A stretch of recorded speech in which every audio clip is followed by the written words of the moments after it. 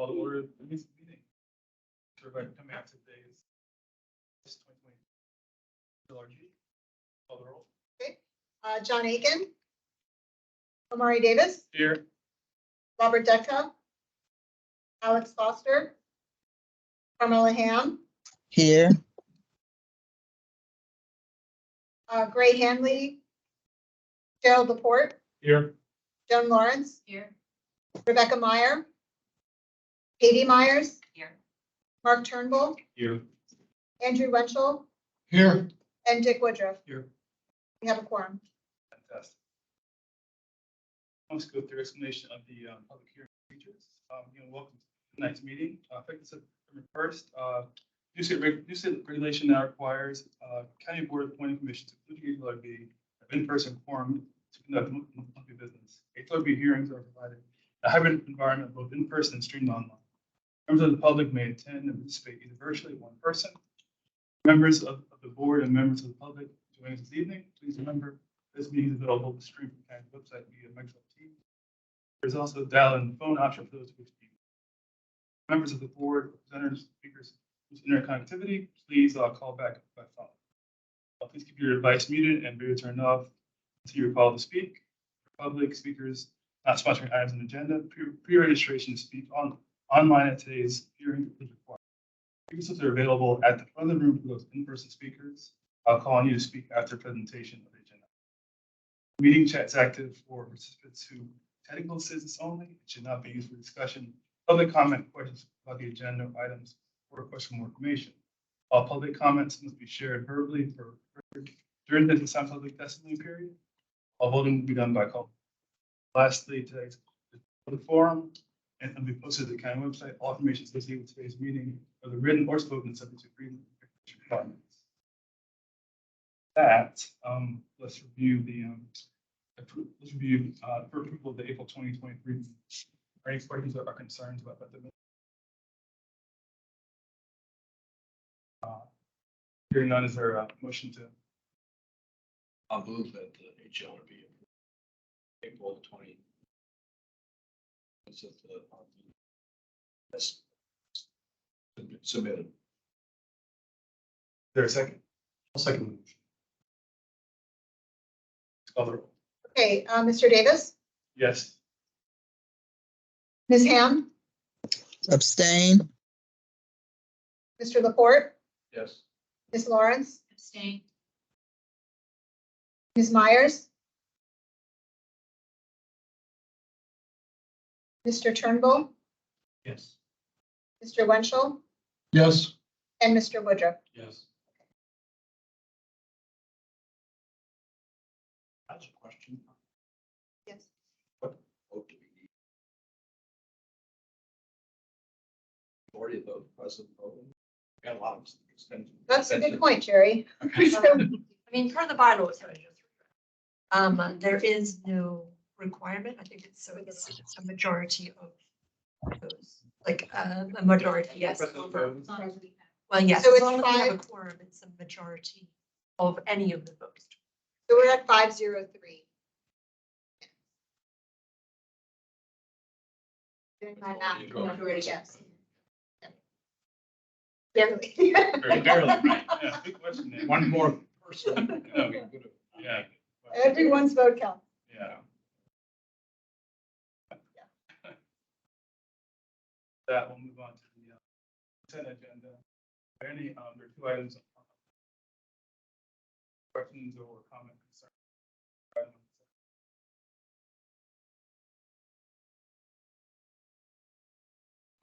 Hearing none, is there a motion to? I move we approve the items. Second. Please call the roll. Okay, Mr. Davis. Yes. Ms. Ham. Yes. Mr. Laporte. Yes.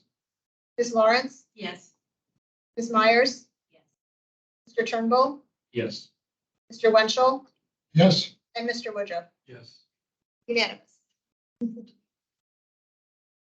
So those of you who are here for the consent agenda, you're welcome. Feel free to stay for the good time. Thank you.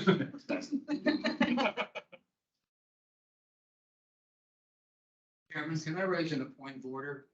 I'm John Reeder. I contacted you. I should make a public comment here. I was under the assumption that you had public comments at the commission meeting. Usually every other advice. They had no public comment. And based on the agenda online, there's an opportunity for general comments. You can comment obviously on any of the discussion. I didn't say, but I'm nothing. This is no general. But you are free, obviously.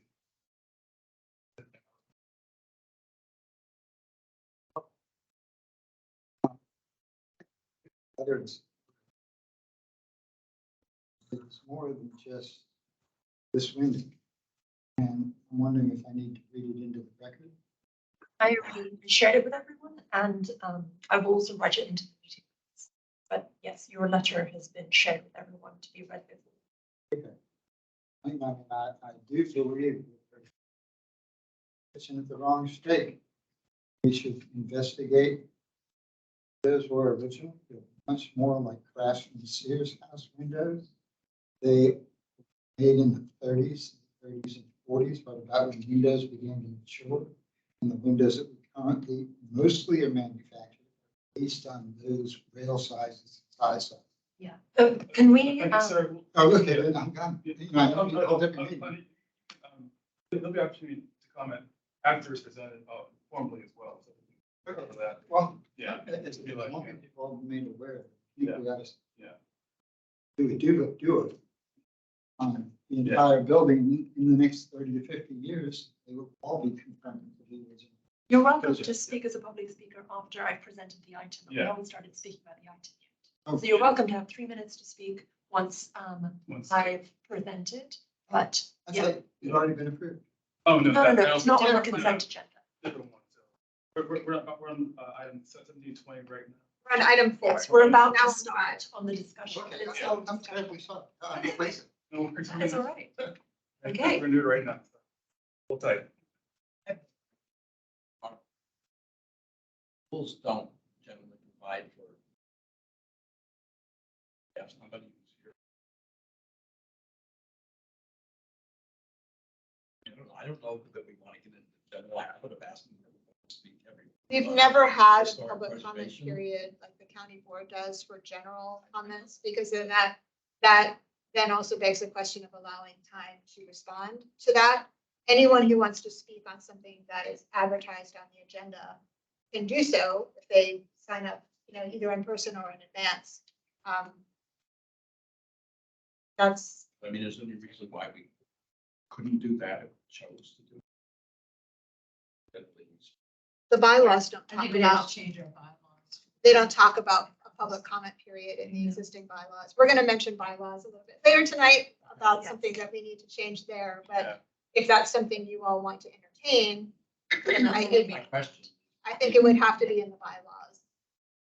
As long as I've been here and as long as I think the program has been around, I don't think there's ever been a general public comment for HLB. Not my. Unless they did it in the very, very beginning, but I don't remember. Responded to this question. Yeah. There's not. Yeah. We had feedback that people are having a hard time hearing online, so reminder to speak at the microphone so people can hear better. You're out of my. So the face bars whoever's speaking face forward. I know we all have a tendency, I'm guilty of it too, to turn towards the screen. Just turn towards the table and then that's gonna pick up voices better. And everyone just talk a little bit louder than normal. That helps a lot. Having listened to DRC from home. Got it.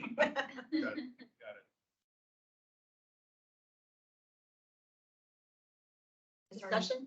Discussion agenda, yeah. Perfect. Okay, so our first discussion item is for window at 1720 Queen Street in the Colonial Village Local Historic. So Colonial Village was the first large-scale rental housing project in America insured by Federal Housing Administration. It had major influence on apartment design in the 1930s. It was meant to be a model for future projects. It was one of the first to apply innovative garden city planning concepts to low and middle income apartment complexes. These concepts include low density superblock development, clustering apartment units into spacious, richly landscaped courtyards, separating pedestrian and vehicle traffic, and using an interior green belt. The reason you haven't seen many applications in the past is because in 2015, the HLRB approved ACOA guidelines for window changes. And so as long as all the windows complied with those, you didn't have to see them. The one thing you did see most recently was an application for some historic park. So these are the 2015 design guidelines. However, the window that the complex has been using has been discontinued, and they have not been able to find a replacement that fits into these guidelines. And therefore, they have come to us, a number of the applicants, because now, whereas it was rental units, it's now condo units, they're privately owned. The applicants are able to apply for their own windows, and we have had some applications for different windows. So one of the applicants is applying for non-compliant windows. The contractor they worked with had said they were going to be compliant and have since not been, but at the same time, we've not found any others that are compliant. We informally reviewed 7 window applications or 7 window options last month and identified from them which you thought were going to be most appropriate to allow alongside the other existing windows. When the apartments were converted into condos, they already had lost their original windows and had been replaced by aluminium.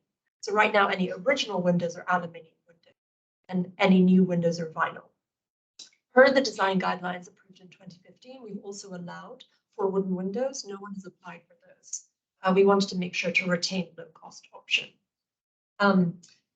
These windows, you'll see behind me, this is a sample of the window. The applicant is requesting to replace 8 aluminium windows with 8 vinyl earthwise double hung windows. The proposed windows have a single movable screen, which can move, slide up and down with a low profile channel. So the major visible difference appears to be the shape of the muntin, which in the 2015 design guidelines are shown in cross section as a trapezoid, because it would be just the wooden rectangle and then glazing, which would make it look like a trapezoid. However, this has kind of a more decorative muntin. Also, there is the distance between the glass and the edge of the frame is 3 inches, whereas in our approved design guidelines, we want 2 7/8 inches. And then I believe the other distance is should be or like within these dimensions. Style is 1 1/4, which is muntin width is 7/8, which is acceptable.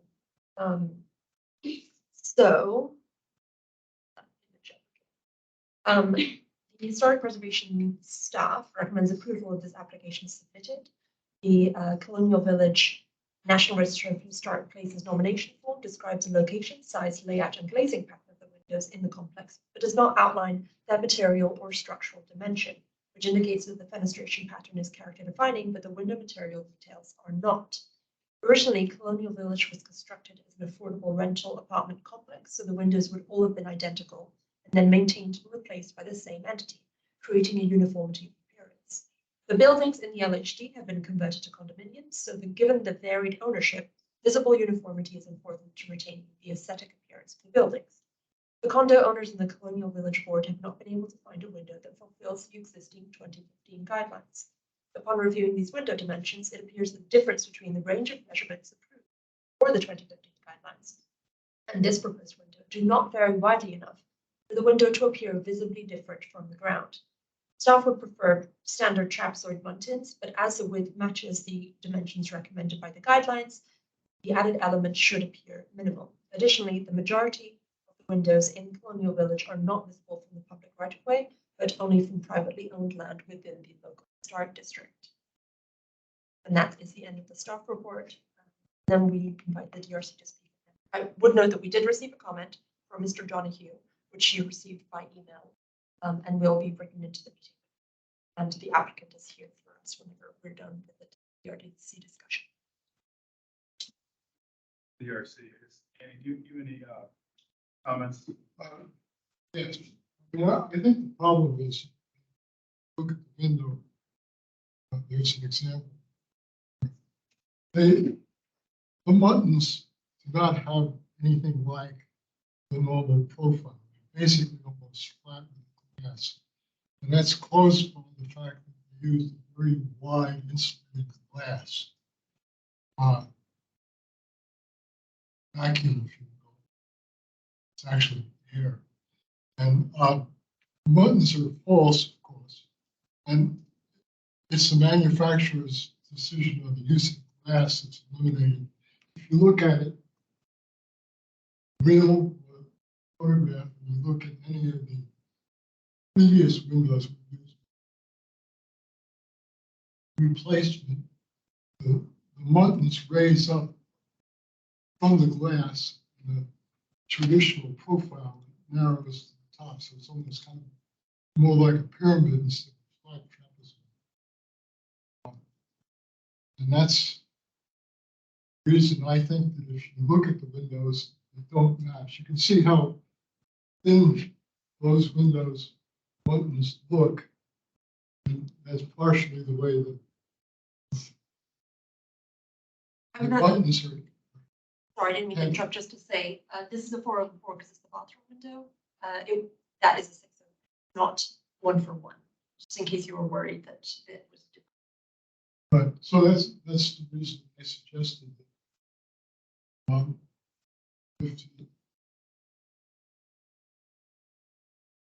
Coming out of DRC, that these windows are not going to appear like the other windows.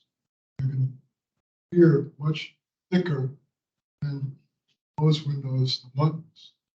And you're going to be able to see the difference if you want to have that. I think there are other manufacturers supply windows might be more expensive. But with modern windows, you can probably replace those, get a much better profile of the Muttons. So if you want a thick Mutton, or what appears to be a thick Mutton, it doesn't. It's the fact that the Mutton is basically almost flat with the glass and doesn't rise above it. That's the comments from yours. We had a comparison to the. Yes, so this is, should be 5/8 or 7/8, and that was, well, That's right.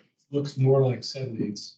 yes, I think it is 7/8, and that 7/8 was allowed. Mountain width is 7/8, yes, and the mountain width is allowed per the design. So 7/8, these are 7/8, the same picture, and then the.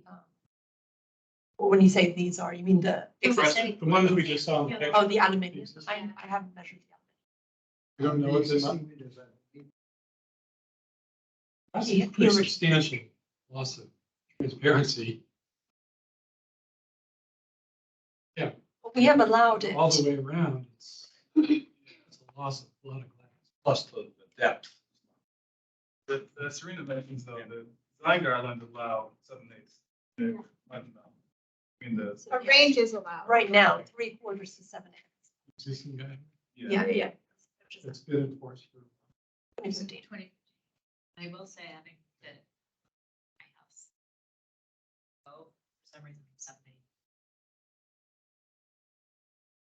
Style window. It's a wonderful window and they get. They don't offer it.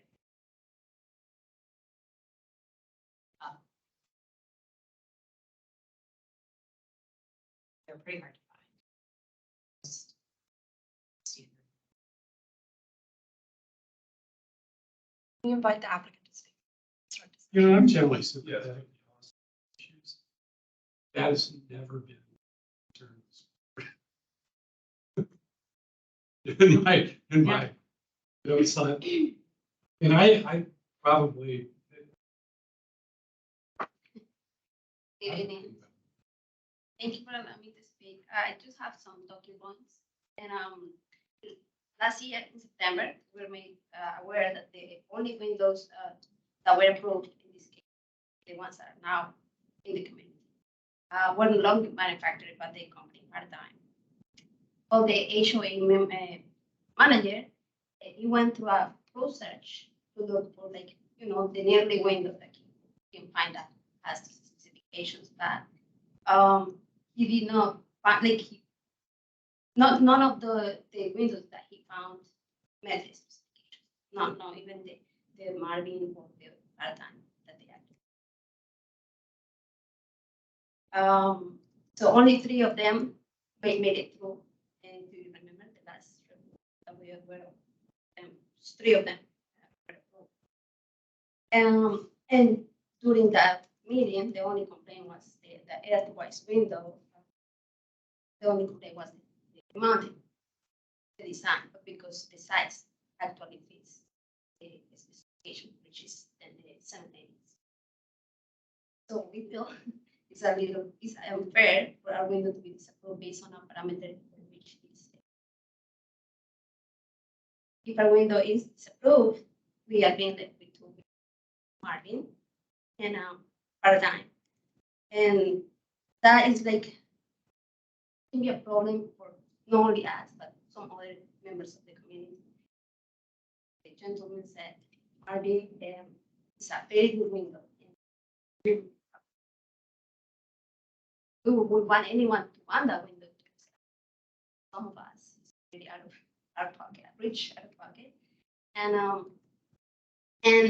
nonetheless, also Paradigm window is a manufacturer that was previously approved, but went out of production. So we know it was out of production, the current window. It is also a small company in Maine, and it's not on the 100 window, it's not even a top 100 window manufacturer. This one is, and Marvin as well, which makes it unreliable, potentially unreliable. The previously approved window was only available for 7 years. If Paradigm was out of business or stops production, it would be a burden zone to go through the same process we are going now with the HOA, with you, with the schedule also being like, I don't know how many years because the product can go out of production. As I said, with the market, they need a very good material and quality window for some younger families like us, or like retired people with less like income or something like that. It's kind of hard to get. But as well, as I said, we appreciate that any other people that want the Marvin window be able also to put it because it's good quality, it's excellent quality. And it wouldn't be also responsible for the HOA board to pay such a premium to install these windows in the common areas, because ultimately we are the ones who have to pay for our condo. We have spoken with numerous members of the community, and which have shown them our window, the earthwise window, and they appreciate they haven't pushed back against this window because we have shown how it works, how it's very easy to clean, it's not heavy, and yeah. So thank you for your time, and Thank you.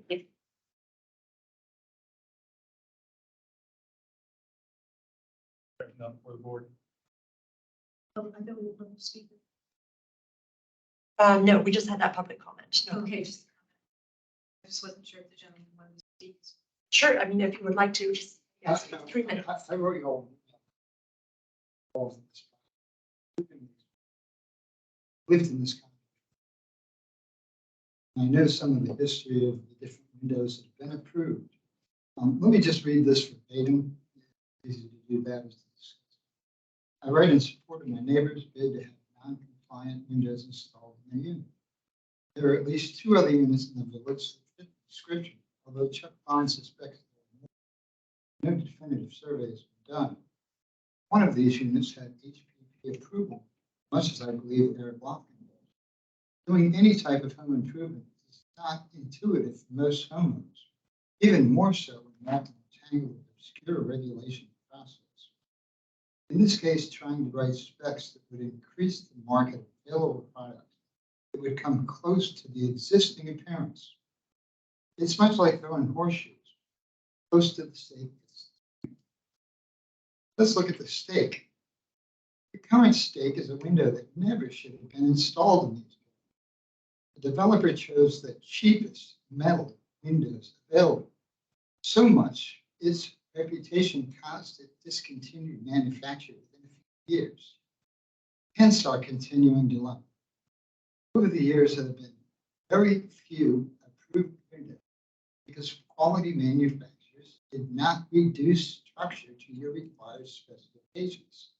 Now we are trying to incrementally increase that structure to increase available products. I believe this initiative is flawed from its inception in this case. What stake should we be pitching? That target would be based on the original window dimensions installed in the late 30s and early 40s. But the point of historic preservation was to maintain or replace with original vision. I think this board has lost sight of this. I'm guessing about a third of the windows at CB3 have been replaced. The board would spec the original over the next 30 years. Most of the villages, even those already replaced, considering a 30-year lifespan, would conform to the original vision. Modern windows matured post-war, and the Sears Craftsman houses is probably where that was most refined, and that was in the same time span. I believe this policy would provide a plethora of uniform products. If you consider this course, the mismatch of replaced windows would be correctly uniform. Historic things can improve.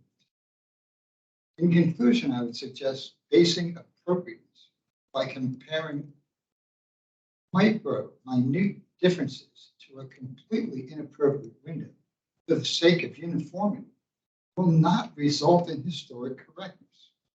Change course and pursue original vision.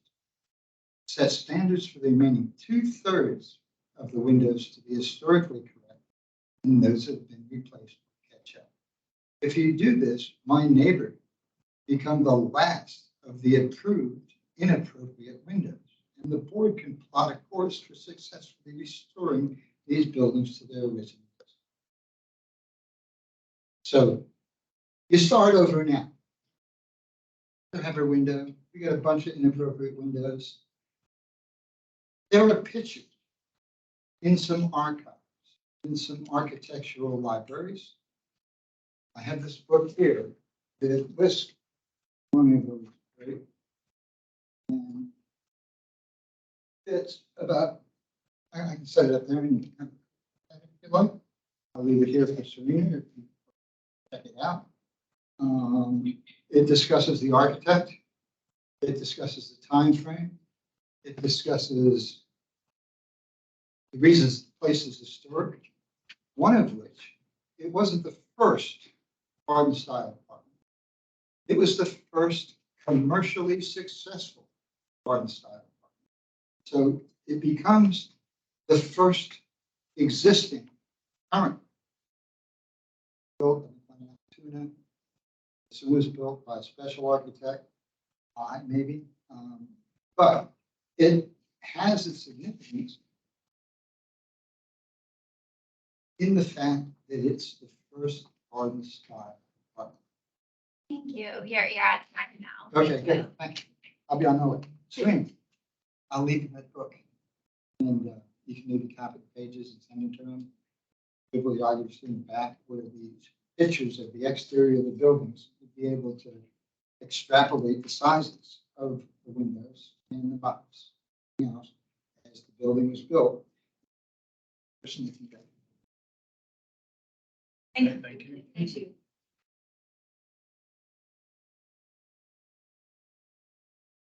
For the board. the beginning, but so. No one has the original.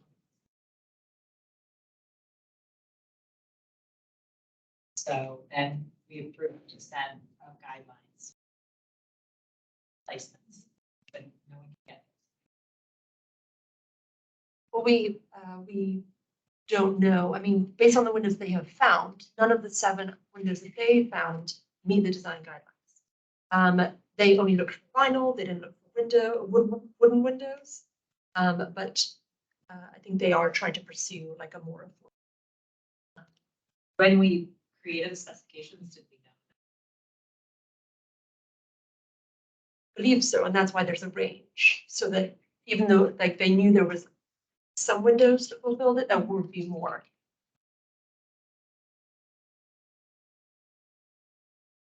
And most people used a paradigm model that has since been discontinued, which is why people are having to come forward with things like this. Okay, and that paradigm model, did it have a set of stages?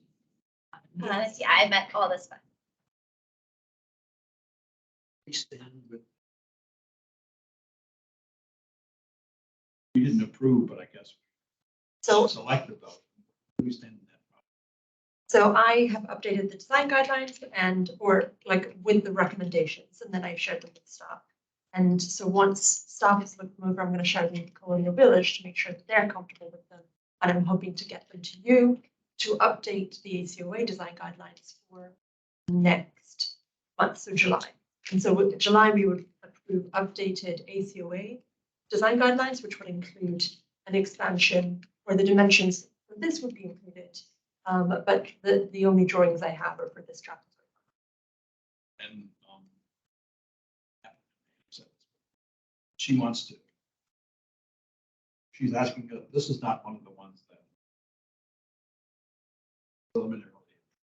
It was, except that you said if the Muntin could be changed. These dimensions, you were fine with. You said if the Muntin could be a trapezoid, you will allow these to be approved. Is that a possibility? They've checked. This one wouldn't be on the list. I've been working. Right, for Because one ACOA. can't be approved. Right, which is why it's come for.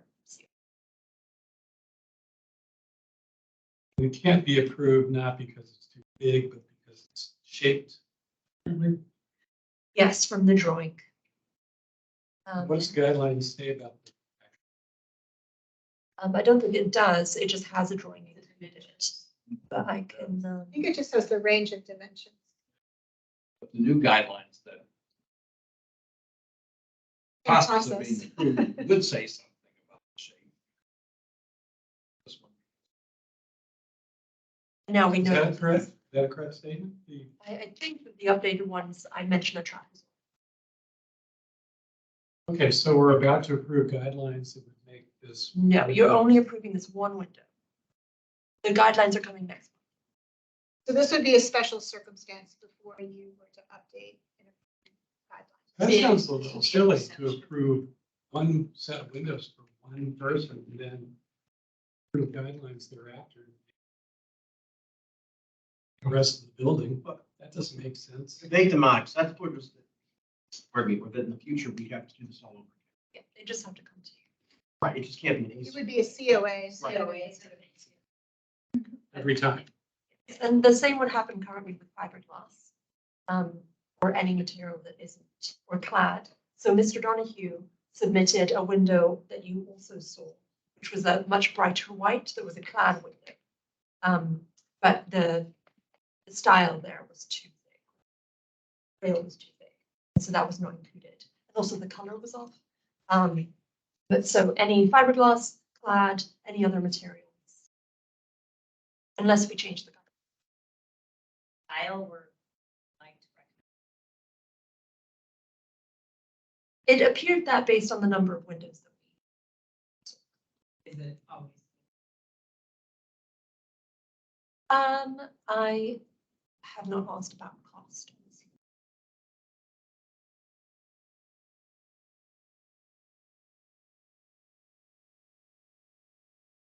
So the style would be, would just say a trapezoidal style? necessarily say it needs to be. Traffic is what's going to traffic.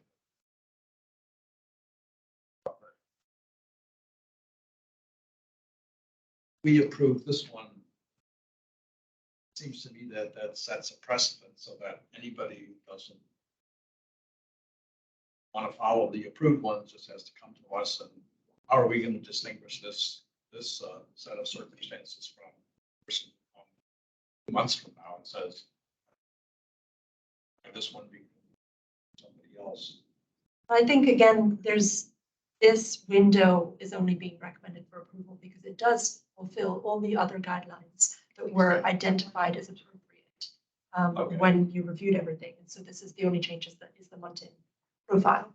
And so I guess it would depend. And again, we do review everything on a case, just like any application.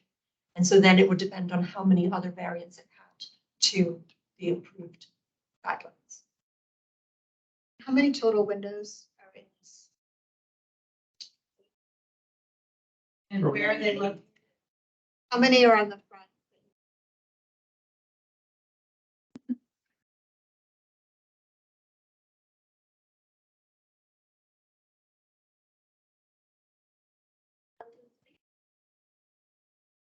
The front. The 3 you can see from the front. Three and bathroom. Are they the 6/6? Are they the 6/6? Well, the 6 panes on 6 panes. Oh, well, this one is the bathroom and Right. and the kitchen is gonna be like this. Okay. This Yeah. is too small. But on the And the other front, all Oh, 6. two.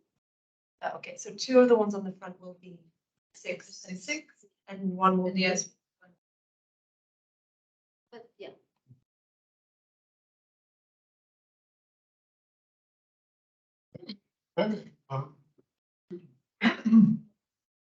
Yes. I think the problem with the window is the glazing again. I think I want to make clear that this with we would like to encourage windows going with insulated glass instead of a single pane. Makes a lot of sense if you can get the appearance. The problem with that particular window is, appears to be, at least to me, insulated glass is fairly thick, which tells me that it's probably air filled as opposed to a narrower window, which is usually filled with argon, which is much more efficient. And they use the thicker window with the air, cheaper. You don't have to pay for argon, but have some eventual problems.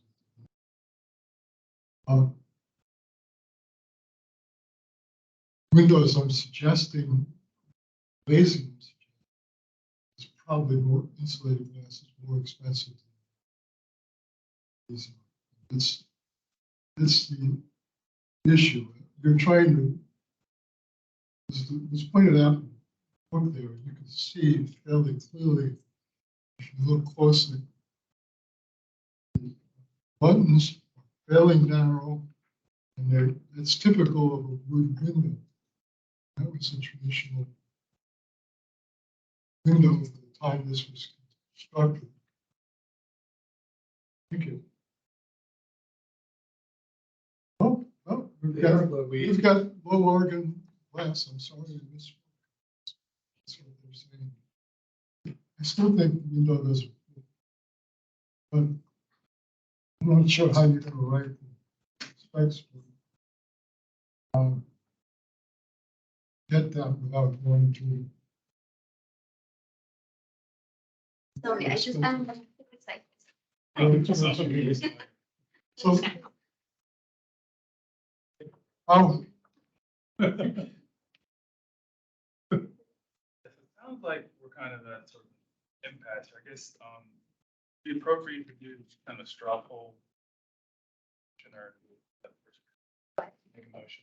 I just want to be clear, the crux of the issue Measurement wise, everything is fine. On to the next. The only place we have them on is this picture. Yeah, I mean, the, No. The guidelines. oh, yes. There's The no only like. thing I think I don't really see. it is I see cross-section. that. Yeah, so Like, it shows this trapezoid. I just don't. I don't see how that shows a pyramid. Like if I looked at that. Be honest. Don't we allow simulated? Yes, SDL are allowed. Yeah, so if these had simulated mountains between the two layers of glass, there would be. They were within the dimensions. We allow simulated divided line. We don't allow it, Okay. and we don't allow them. As they have to do. They have Okay, to- so they're on the Yeah, outside. yeah, yeah. They're just, They're not to be. It has to have this exterior portion. It just allows for there to also be the space. the fact that it would look like it was in between glasses. Oh, okay, sorry. No, yes, no, this is just a spacer. It was just for. So then of the 8 windows, only 3 are visible. Then what about the windows on each?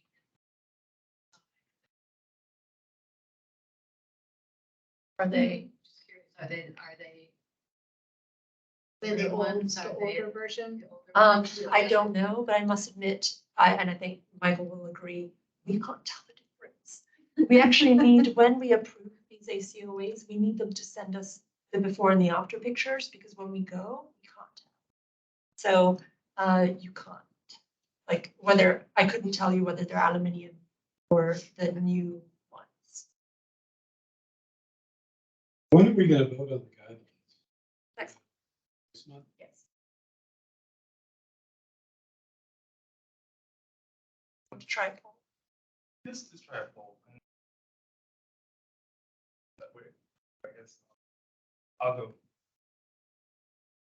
Just based on the dimensions and kind of things are for getting the right window to really fit. I'm inclined to approve this window as presented tonight, even though it's not for the guidelines. It's very close in the style, but I mean, the button that we're talking about is a correct dimension. Profile is off, but profile mentioned there is kind of, it's not ambiguous, but it's not. It's so obvious. Yeah, I would vote to support it. But having said that, I do think we have a bit of a double standard here. Because we sort of look at this with an eye toward the cost.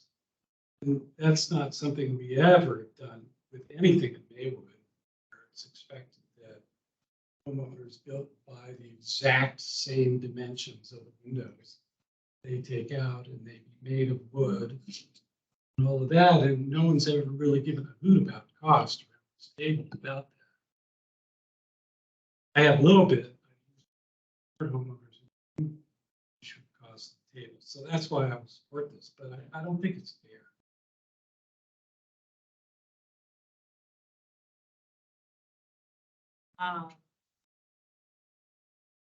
So I would support it, and I would also support. the guidelines. I think with our specifications, it basically fits, and they're so vague that I couldn't really say that that doesn't fit this. So, I mean, I would almost argue that it fits. But I also think you're looking at placement, it's not like someone's taking out original wood. Already allowed a lot of deviation. So I think.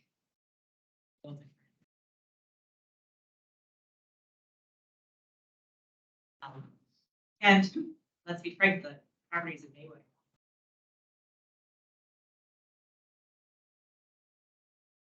And, Worth you know, $1 million. Probably. well, I don't think we're a real estate assessor. But I don't think they are. And I do think we could get into a situation where we hire a product that's so.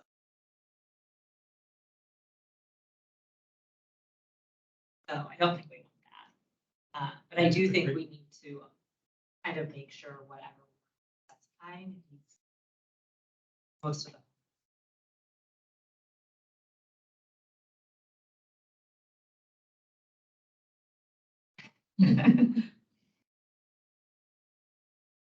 I just what ought to be discussed by the board, because I don't think the appearance matches. I think we ought to move in that direction. I would make an exception. I have no objections to that. Just think you need to realize.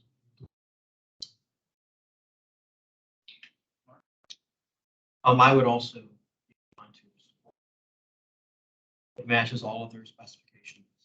All we're really saying is we're okay with this case. So if someone came to us in the future, unless. And I feel like the Davis building became more.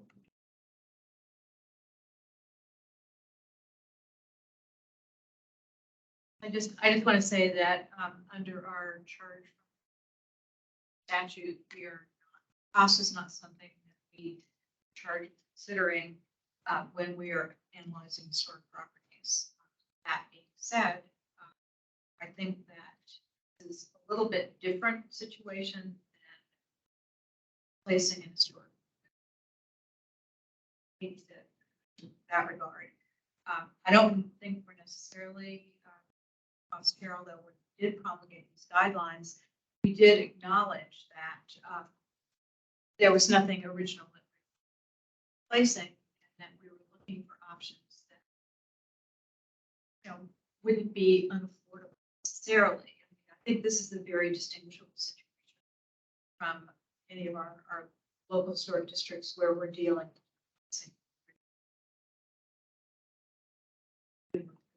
with windows. And I think that this is a case by case situation.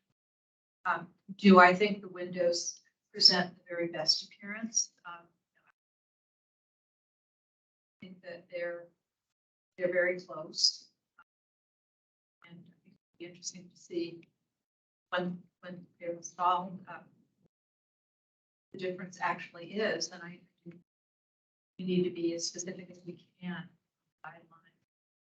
It's not the applicant's fault or anybody else's fault that the windows were discontinued. They just perhaps do some research on window manufacturers. I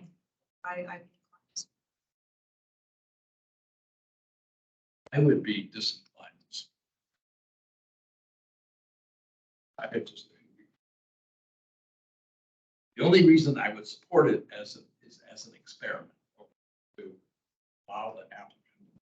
And Joan said, see what it looks like. I'm really afraid that they won't look the same because of the profile. And maybe if we let one person do it without any, on an experimental basis, we see what they look like and we'd be able to tell whether it really does make a difference. I guess I have one question: is the 1/4 inch minimum depth, this matches that specification? I think that's the question that we haven't discussed that, but what Andy's talking about is perhaps increasing the minimum depth so that you get more height to it, okay? And so we didn't discuss that before. We framed it in terms of we didn't talk about minimum depth, but I think that's what Andy's talking about, that we need to increase the minimum depth. So I don't know what you're going to do with that in the guidelines that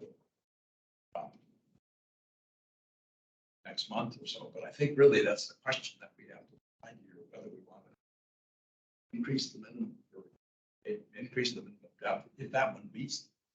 I don't know. I have a tape measure. I just Everybody really Yeah, wants it to is, know. it's a quarter. But it's also So it meets our. 3/8 or something. So that it stands out. The basis of what I know tonight, I just think that right to other homeowners, allow this, we're gonna have to allow anybody who wants them, even though just last month we decided we didn't like this. Okay, so you say it would be on a case by case basis, but I can't see how we require anybody who wants this type of window to come. Somebody who is one of the other 3 or 4 that it's approved doesn't have to come in. It just doesn't make any sense. Both from the staff's time and from the RB's time, if we're gonna approve this window, we ought to approve it with all the others. Just on the case by, there's no room for discussion.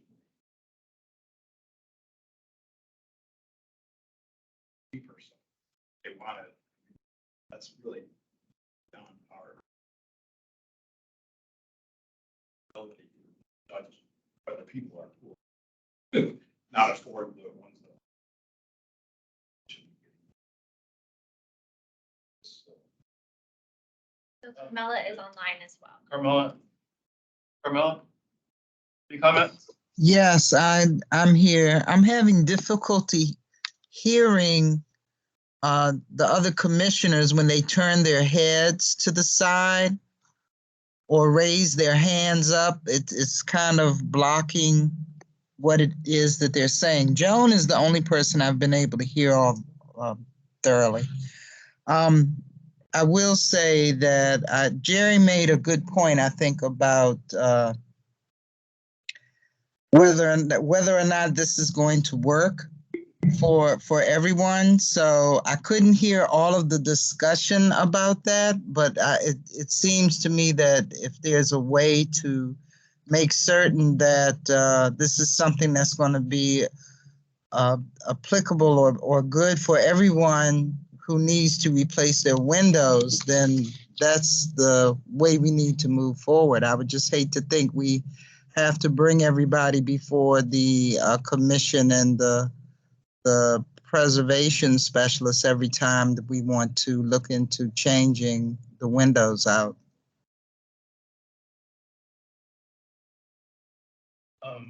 Thank you, Carmela.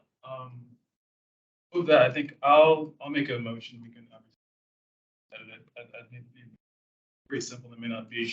It's some issues that were raised, but pretty quickly. So I move that HLR be approved COA 23-10, the Village Historic District, request for a replacement vinyl windows which do not fulfill 2015 ACOA guidelines.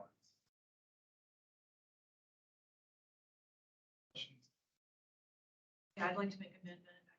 I think that I would like to add that this is a situation in which proposed windows substantially meet all the criteria that we had set forth.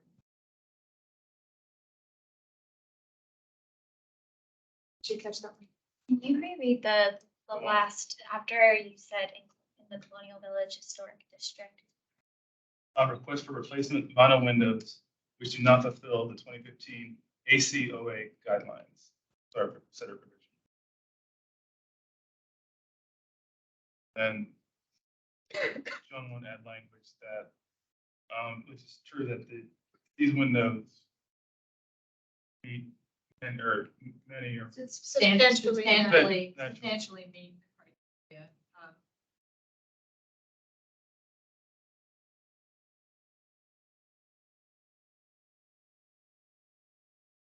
Second question. So is this then applicable to not just this application, but there's we now sort of making like this? I think we need to limit it.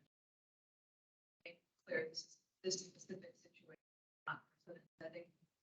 so once if we approve the new ACOA guidelines, that it should become the standard at that point. That would be, yeah. And then anything that was not standard come before us again, obviously. And that- Feel it. the COA, and they could point to this, you know, being that at the same time, it's like, from a homeowner sort of point of view, I think that you want to avoid as much sort of view as possible as a homeowner. So I think that having the guidelines there is sort of a deterrent from that. I mean, I'm not saying it won't happen again. It's not good or bad, I suppose. I think that sort of conveyor belt having the same issue popping up again and again be somewhat limited by there being a new guideline that actually can be fulfilled, but by the It's good. Well, and Jerry and Joe are good points, because once this is approved and installed, it would allow us to see. Don't work. Have that knowledge. we can work that into the new guidelines. I mean, obviously not, it may not work out timeline that way. That a lot.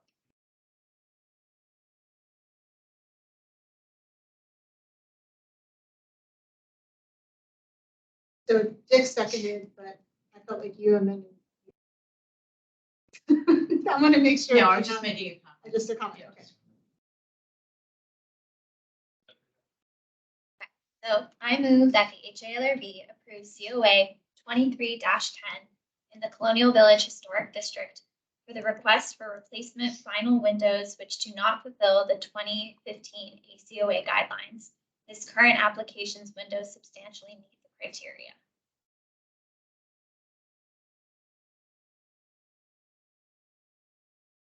Right, Mr. Davis, Yes. Ms. Ham, Yes. Mr. Laporte, No. Ms. Lawrence, Yes. Ms. Myers. Yes. Mr. Trumbull, Yes. Mr. Wenchel, No, Mr. Woodruff, Yes. does pass.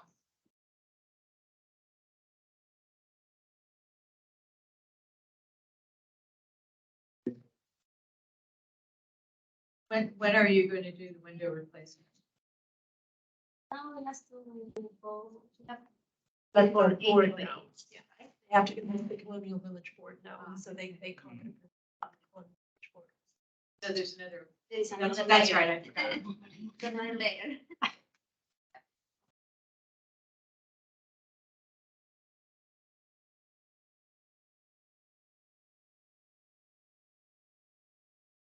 Pretty sure they're gonna look amazing. You won't regret.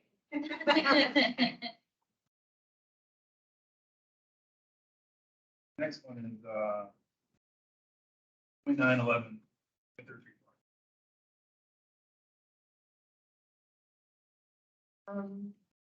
This is an application in the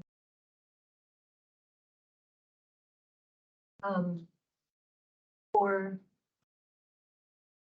an application for a patio and pergola, and replacement rear basement door at 2911 23rd Street North in Maywood. There is an existing patio, so this is before we start, this is a pre-1922 contributing dwelling. And this is all the work is going to be done in the rear. Most recently, in 2019, the HLRB approved the replacement of a 3-tab asphalt shingle roof on the existing garage and a skylight on the same garage. In 2018, you approved the installation of a skylight air conditioning units and new exhaust vents, as well as the replacement of 3 existing exterior wooden doors, COA 1822. At the time, oh no, they applied for this. At the time, HPP completed a survey of the exterior doors in the subject property, including the main entrance door, the rear basement door, the kitchen door, and found them to be in working condition. The applicants withdrew the door replacement component of their ACOA. So currently, the applicant is proposing to install a pergola with retractable. And I really need to write a note to myself for them. Okay, so let me scroll first to an image. So these are existing drawings, and this is a site plan of the changes. And here is 3-dimensional renderings of a pergola with a retractable fabric canopy, sunken conversation area, and to replace a rear basement door with a fiberglass door. Currently, the rear of the property has a concrete patio at the northwest corner and a walkway along the north edge of the house, and a concrete walk to the garage. The current patio and walkway total approximately 300 square feet. The applicant proposes to replace the existing concrete patio with a new patio with flagstone border, stone patio steps, and a low concrete retaining wall at the northwest corner of the house. New sunken conversation pit will be installed adjacent to the pergola patio at the northeast corner. Total square footage for the new proposed surface area will be approximately 624 square feet. The proposed pergola will have craftsman style tapered wood columns encased in PVC trim. We'll have 2 columns and 7 rafters attached to the existing house with a ledger board. The existing concrete walk from the patio to the rear of the property will be replaced in. The applicant is also applying to replace the existing 9-light half glass wooden basement door at the rear with a fiberglass 12-light simulated divided light door to match the 12-light front entry door. The exterior door is manufactured by Masonite. And finally, they're proposing to install a generator next to the sunken fire. Show you examples, what to look. Site plan drawings, some of the details of the DRC. Listing again. There were a lot of existing. HPP staff recommends approval of this application. The proposed pergola patio will be located at the rear of the property and not be visible from the front elevation right of way, which meets the intent of Chapter 6, new addition / building. The proposed patio is larger than the 250 square feet listed as appropriate by staff. However, patios have been identified as appropriate outdoor living additions in the LHD. Pergolas have been approved in Maywood in the past, most recently in December 2020 at 2204 North Kenmore Street. Both stone and concrete are acceptable materials under the Maywood design guidelines. The replacement of the concrete walk could be considered, or would be considered an in-kind.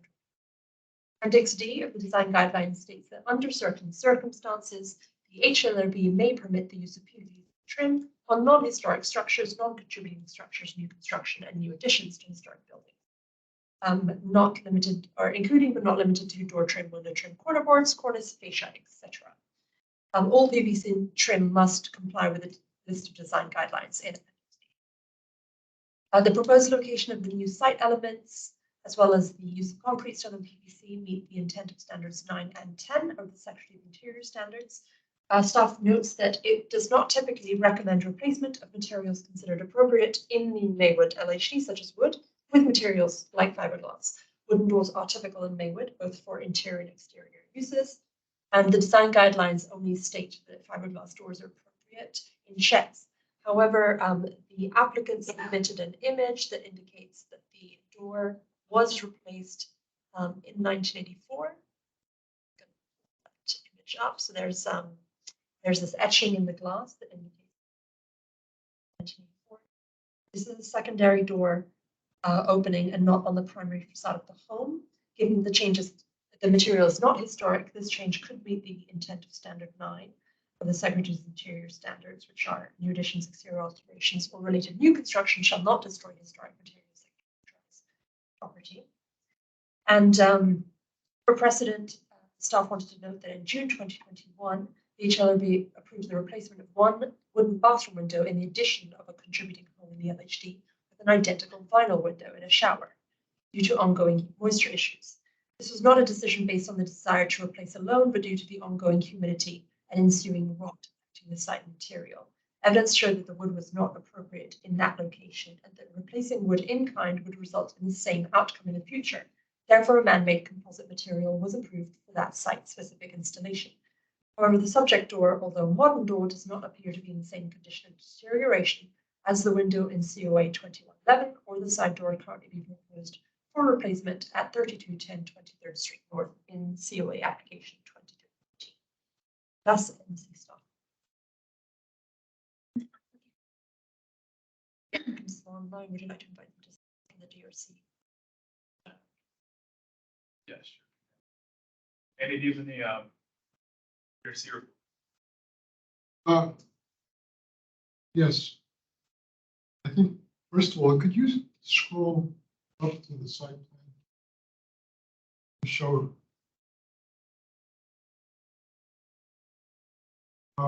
Maybe even go further to your first. The map. existing? Okay.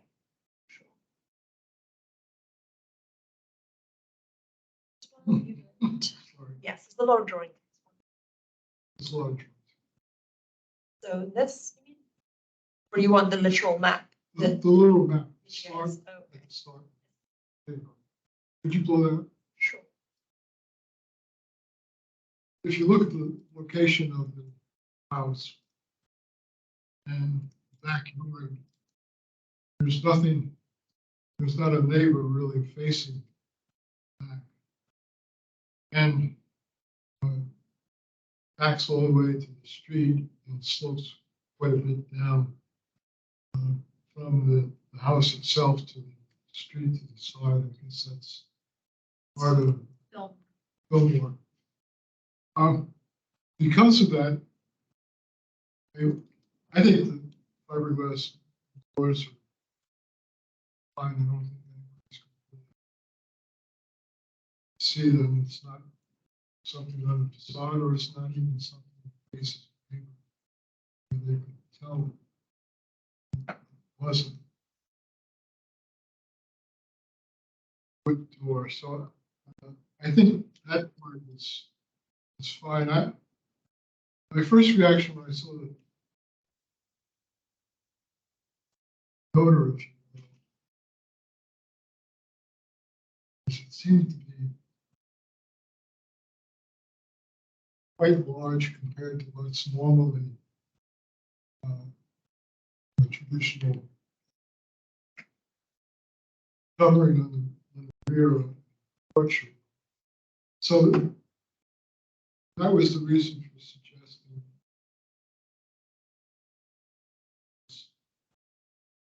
look at. I don't think you can really see this. It's just it seems to be a very large extension of the back, larger than you've seen before. Scroll just a little bit. You can see it there, and then scroll up and over to the. There you go. It extends out quite far. Usually, What are What the you- dimensions? I think they're somewhere in the neighborhood of 14 feet or so. I think it's 15 by 18. You know, Let's say 360 square feet or something. so That's total. That's just, Yeah. it's just seems quite long. Or meaning I've seen the neighborhood, but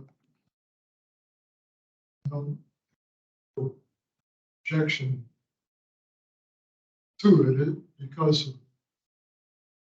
the way it faces. Nobody's going to really see this. Neighbors. So just pull that towards attention. Have your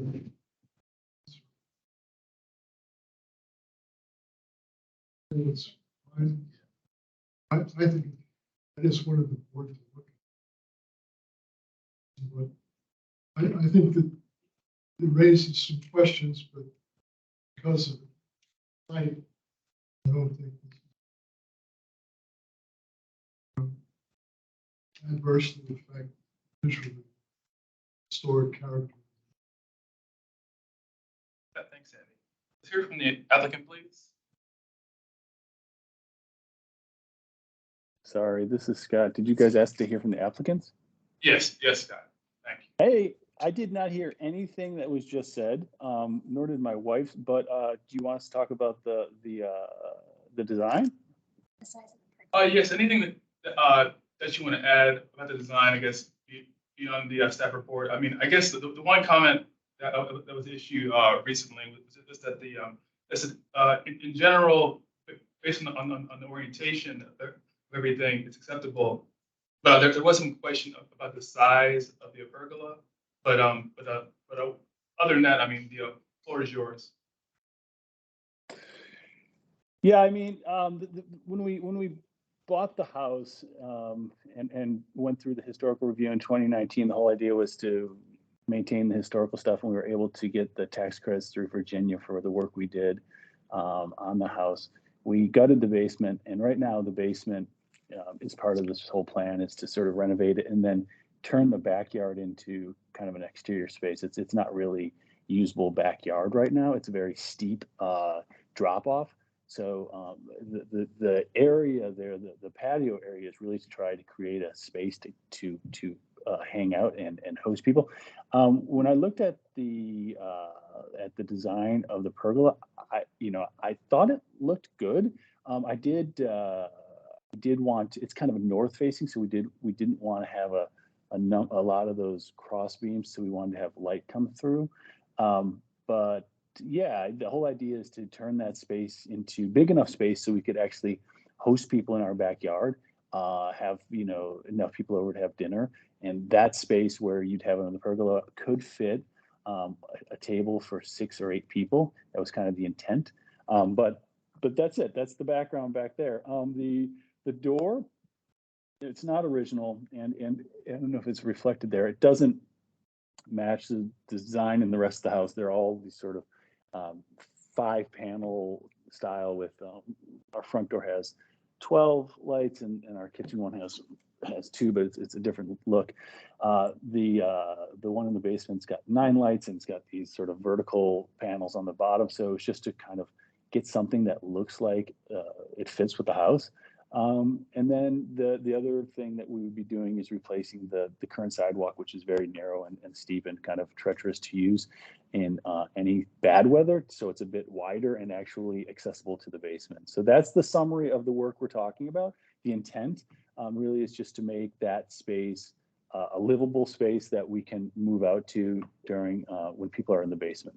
You can see the basement's just gutted right now. So that's that. Thank you. Now before the board. No comment, Joan. There are other structures in Maywood that are, that size. It's not covered, and it's Right. down. It's also down from the neighbors. And our 2 neighbors have screen porches that are larger. And it's in the back. They're both in the back, so you can't really see them. This is probably a little bit more visible because you can see some of the property, but as the applicant said, it's a very steep hill. And you may have noticed that the roof of the garage is about ground level. So I think the neighbors next to them have done a little bit of landscaping where they've flattened out the hill. And this, I think I can support this. Through the staff, this is not an original door, and so therefore fiberglass not be an. And I think definitely will be a nice design and see. I think that, the design of the pergola is not disproportionate to the style of the house. It could overwhelm the house, I think. Look at it, and it actually, to me, it looks pretty good. It looks like it's definitely of the.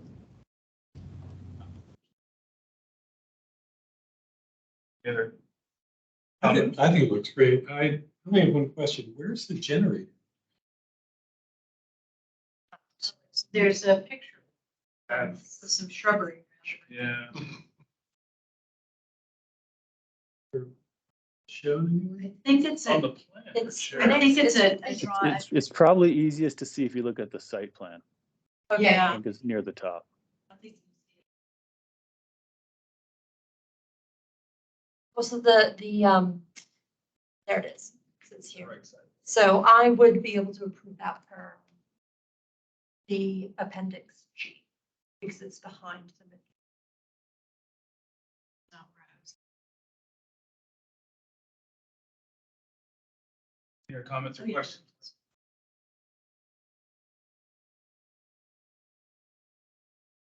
That all? Motion.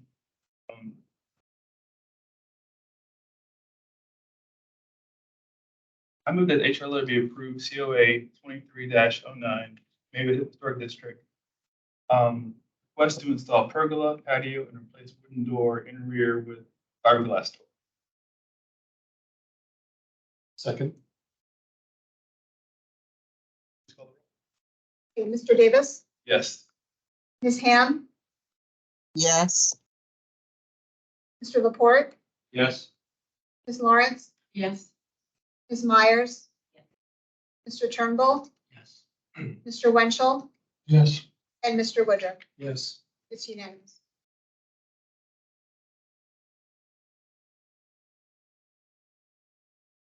Thank you. Thank you all. Thank you.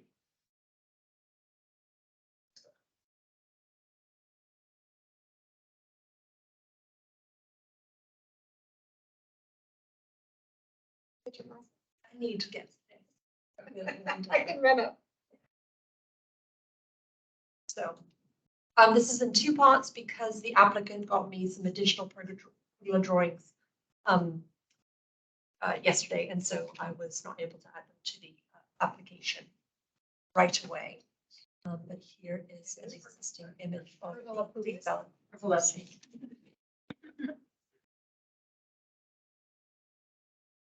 All the rage. Okay, so here we are.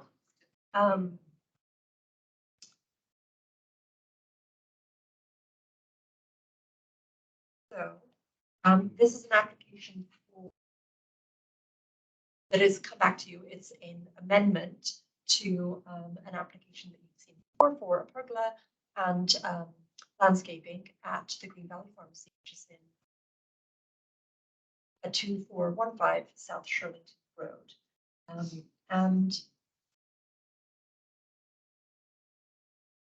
And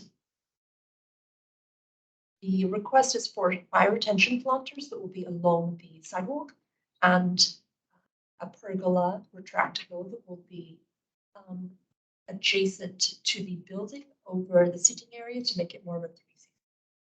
So these are bioretention planters. Originally, the applicant had proposed to put in ornamental planters that were going to be movable, but for stormwater management purposes, they need to put in these bioretention planters. They are going to have a concrete kind of slightly raised edge here and next to, oh no, over here, sorry, to catch the majority of the water. And so there will be a separation between the walk, the pavement here, and the bioretention planters. So here is our close-ups of the bioretention planters, which include information about the planting styles that will be included. And then this was the original submission about the pergola documents. However, they since submitted these drawings. Okay, so this is the surface area that they are proposing, and this is of, including the number of columns that they are going to have. Here is the information about the columns and the rafters, and the elevation against the building. And from the side, sorry, again, cross section with the rafters, and here again, and this is information about mounting and about how they will be attached to the ground, which is also something we asked them to provide. So again, let me go back to that image of it against the building. And so I had written the staff report before I received the pergola details. So I will read what I have about the bioretention planters. So the bioretention planters, there's 3 of them. They're going to be, A is 93 square feet rectangular installation, then B and C are 108 and 130 square feet respectively, and they will have a low 2 to 4 inch curb on the farthest side of the building. So we recommend approval of those bioretention planters. Proposed changes are minor to the landscape, will help the site meet stormwater management goals, and they're located at grade that will not interfere with the use of the historic building. and will be installed along the sidewalk and do not damage or affect any historic site elements, which complies with standards 9 and 10 of the standards. So for the pergola, we had supported the idea of a pergola, and we because we wanted the applicant to be able to use the building. And we knew that it could not be used for its previous use, which was a pharmacy, because the pharmacy requirements for safe space for opium storage are not feasible within the current footprint. And because the pergola would be reversible, it complies with those standards. And the attachment to the building is going to be minimal, and so it should not interfere. In addition to that, when the sign was taken down, they were able to repair the plasterwork in a way that was not detrimental to the existing. This has also been installed according to the drawings below the coping, which was a request by Mr. Wenchel. I believe there are no public comments for this, but I believe the applicant is on the line, Mr. Maharme. Mr. Maharme? Yeah, 1 minute. Hi, how you doing? Good. Sorry, I wasn't on mute. Do you have anything additional to contribute?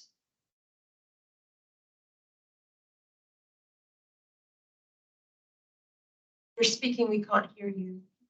You may not be here. Oh, gosh. All right, I'll take elocution lessons, please. Okay. Yeah, sorry about that. I think the page crashed. I come back now. Yes, we can hear you. Can you hear us? Can you hear us?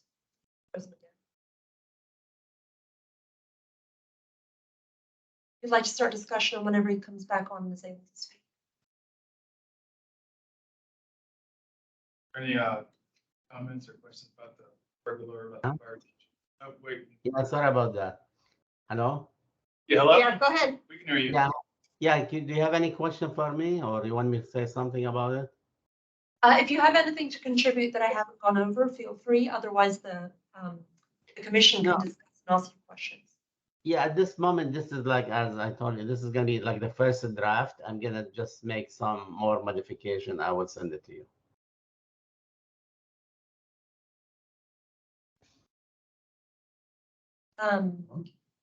Okay, so when do you think the updated drawings would be? Because the reason for approving them now is because you currently have an application for Oh, okay. civil engineering. Yeah, the only thing we need to, because I remember you said you want this to be sloped. I'm gonna change the roof. I didn't ask for it to be sloped. I just said that the previous drawings had shown that it was sloped, and I just wanted to confirm that it's not and it is flat. Yeah, okay.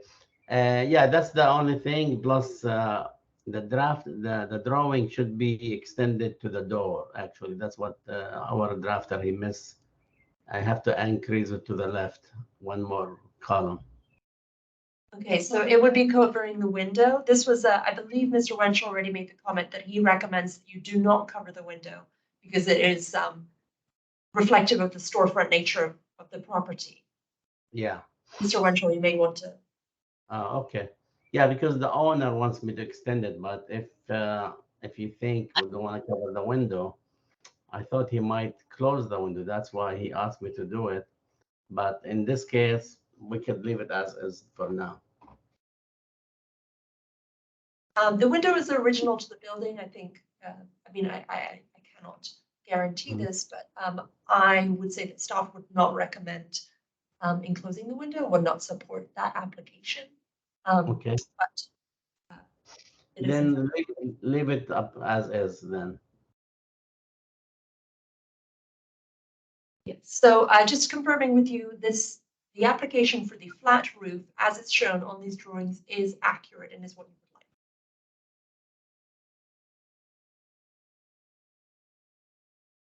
would like. If you're bad, he's bad.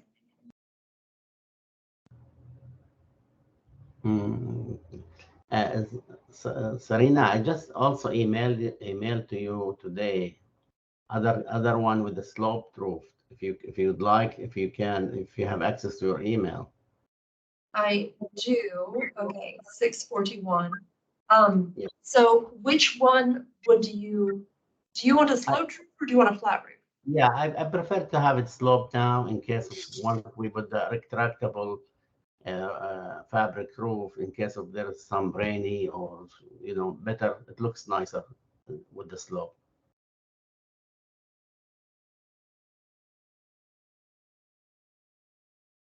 Yes. Yes. Yes, so I think we'll do actually, since it's sort of a discrepancy between what's desired and what's a draft, we're gonna go ahead and just take a look at the bioretention this evening, and then please come back to us with the final on the pergola. And it can be sloped or flat, either way, but for now, we're just gonna take a look only at the bioretention areas this evening. Okay. That, any questions or comments about the bioretention area? Okay, do you have any question about the bioretention? You want me? No, nothing, no. I think what we'll go ahead and do now is we'll actually, make a motion, on the matter and, we'll, so I move that HLA be approved the proposed, I move that HLA be approved COA 2130, B. 2311. Is that right? But I wrote. No, it should be. Extension and amendment to B. 2130 B. COA 2130 B, Green Valley Pharmacy, Historic District, was to install bioretention planters. Only.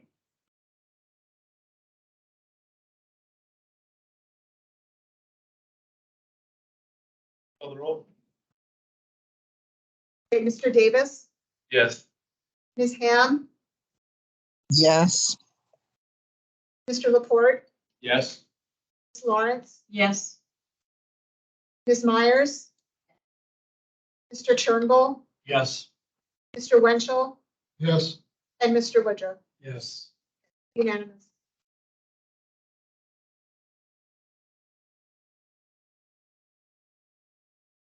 All right, thank you. And then again, please do come back to us with the, the pergola design, either flatter or sloped, either one. Okay. Yeah, thank you very much. Yeah, I will get back with Serena and finalize it with her. Thank you. Thank you. Okay, thank you, guys.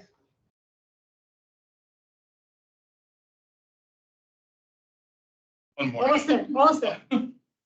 Okay, so, the final discussion COA for the evening is, the return of a historic marker at Fort Ethan Allen. You already saw the language once, and it's come back for your review based on recommended edits to the language.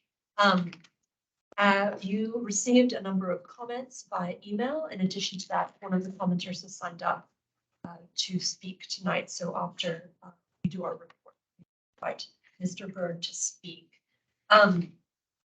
So as background, this is the text, but let me pull up a kind of image.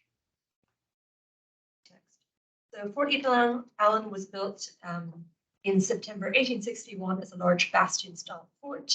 Originally, the site was surrounded mostly by farmland.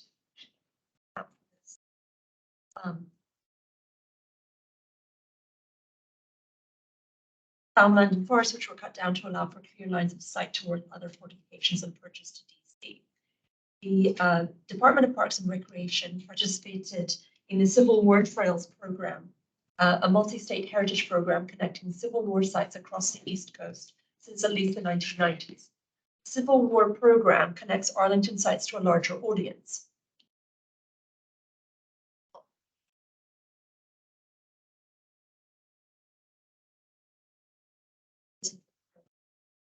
DPR pays annual fees to be included in the Civil War Trails program for 5 interpretive markers, 1 at Fort Ethan Allen, 3 at Fort C.F. Smith, and 1 at the Arlington Mill site. The existing Civil War Trail site sign at the Fort Ethan Allen was installed in the secluded part of the park circa 2003. In June 2013, the HLRB approved the installation of 9 historic markers around the fort, including 4 markers set in the circular plaza and a bronze sculptural rendition of the fort site in the northern portion of the park. So that is. The proposal is to move the existing CWT marker from a less accessible location near the Fort Ethan Allen Trench to one that is closer to the other markers dedicated to Fort Ethan Allen, just off North Old Glebe Road. The marker would be installed adjacent to the walkway connecting the circular plaza to the sidewalk. The applicant is also requesting to replace the existing language on the marker with previously uninterpreted information about the African American soldiers who served in the USCT, stationed at this and other Arlington forts during the Civil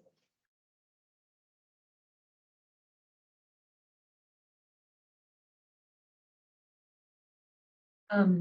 The HLB first reviewed this proposed historic marker at its April hybrid public hearing and then requested that it return for second review of the content.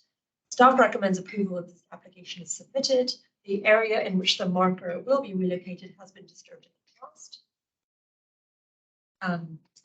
For development of the interpretive site. Sorry, I keep scrolling. As such, the location meets the intent of Standard 8 of the Secretary of the Interior Standards, which is archaeological resources will be protected and preserved in place.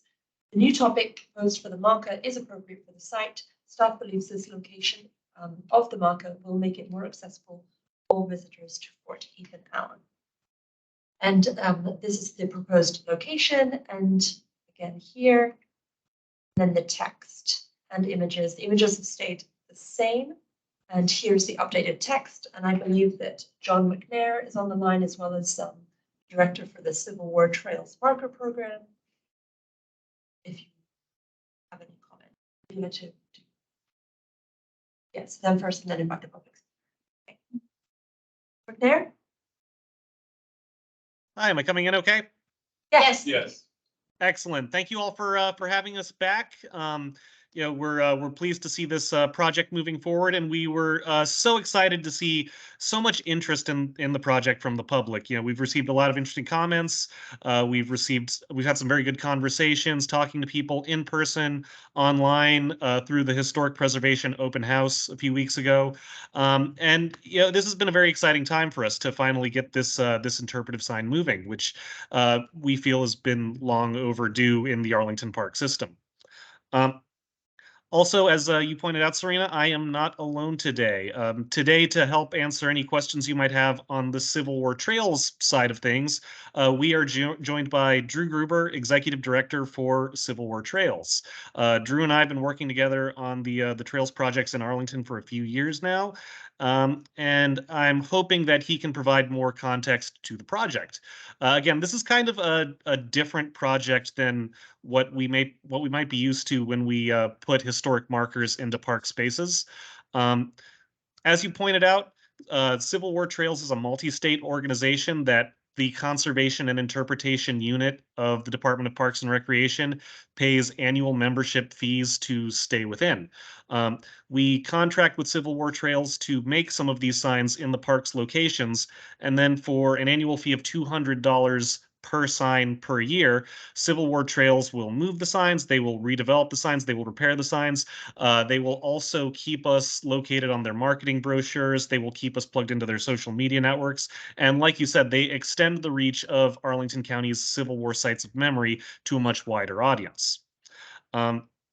So again, as you pointed out, the original sign that we were looking at in what is now Old Glebe Park, that sign possibly dates back about as far back as 2004. That sign predated the original, or predated the newer interpretive layout for Fort Ethan Allen Park that was, very masterfully put together in conjunction with the Old Glebe Civic Association. Cannot thank the Civic Association enough for making Fort Ethan Allen Park such a highly trafficked site of Civil War memory in Arlington County. So because we already have this Civil War Trails marker that keeps Fort Ethan Allen within the Civil War Trails network, we thought this would be an appropriate way to tell a new story at Fort Ethan Allen while simultaneously hitting some of the Civil War Trails guidelines for their signs, making it a little bit easier to read, making it a little bit easier to find, and again, touching on more human elements of the conflict that have often been overlooked in park interpretation. With that, I think I'm going to briefly hand it off to Drew. Drew, did you have anything you wanted to add? I wanted to thank you all for having me this evening. It's a pleasure to be here. I will say that I was elated to get this application from John. It's long overdue to have the memory of these men highlighted. And additionally, although we're not held to specific compliance standards, I was very excited to see that the site itself would become more physically ADA compliant. So I'm here to answer any questions you have about the program. Our process, we are constantly adding content to these signs and updating them as we get feedback from visitors, the descendants of each one of these individual regiments. It is a phenomenal program to be at the helm of, rather humbling. And I'm very pleased to be working with John on this. He's done a great job. For me, on my end, once we have preliminary approval for the installation of the sign, the content itself is going to go back to our editor and a blind review team. We'll come back with any questions or concerns, which will then go back to John. As soon as sort of John and I have agreed that the language looks good and it's gone through my board, on my end, the application is considered approved, and then I can design it and schedule an installation. But that's only where we begin. As you see, what John's doing now in both editing and updating the content is pretty commonplace for us. We do not view our signs as being permanent pieces of infrastructure or commemorative or ones that memorialize, but rather tools in the toolkits of public historians like John and organizations like yourself to be amended and updated as we find out more specifically about these Black men. So thank you again for having me, and I'm happy to answer any questions you might have about our program.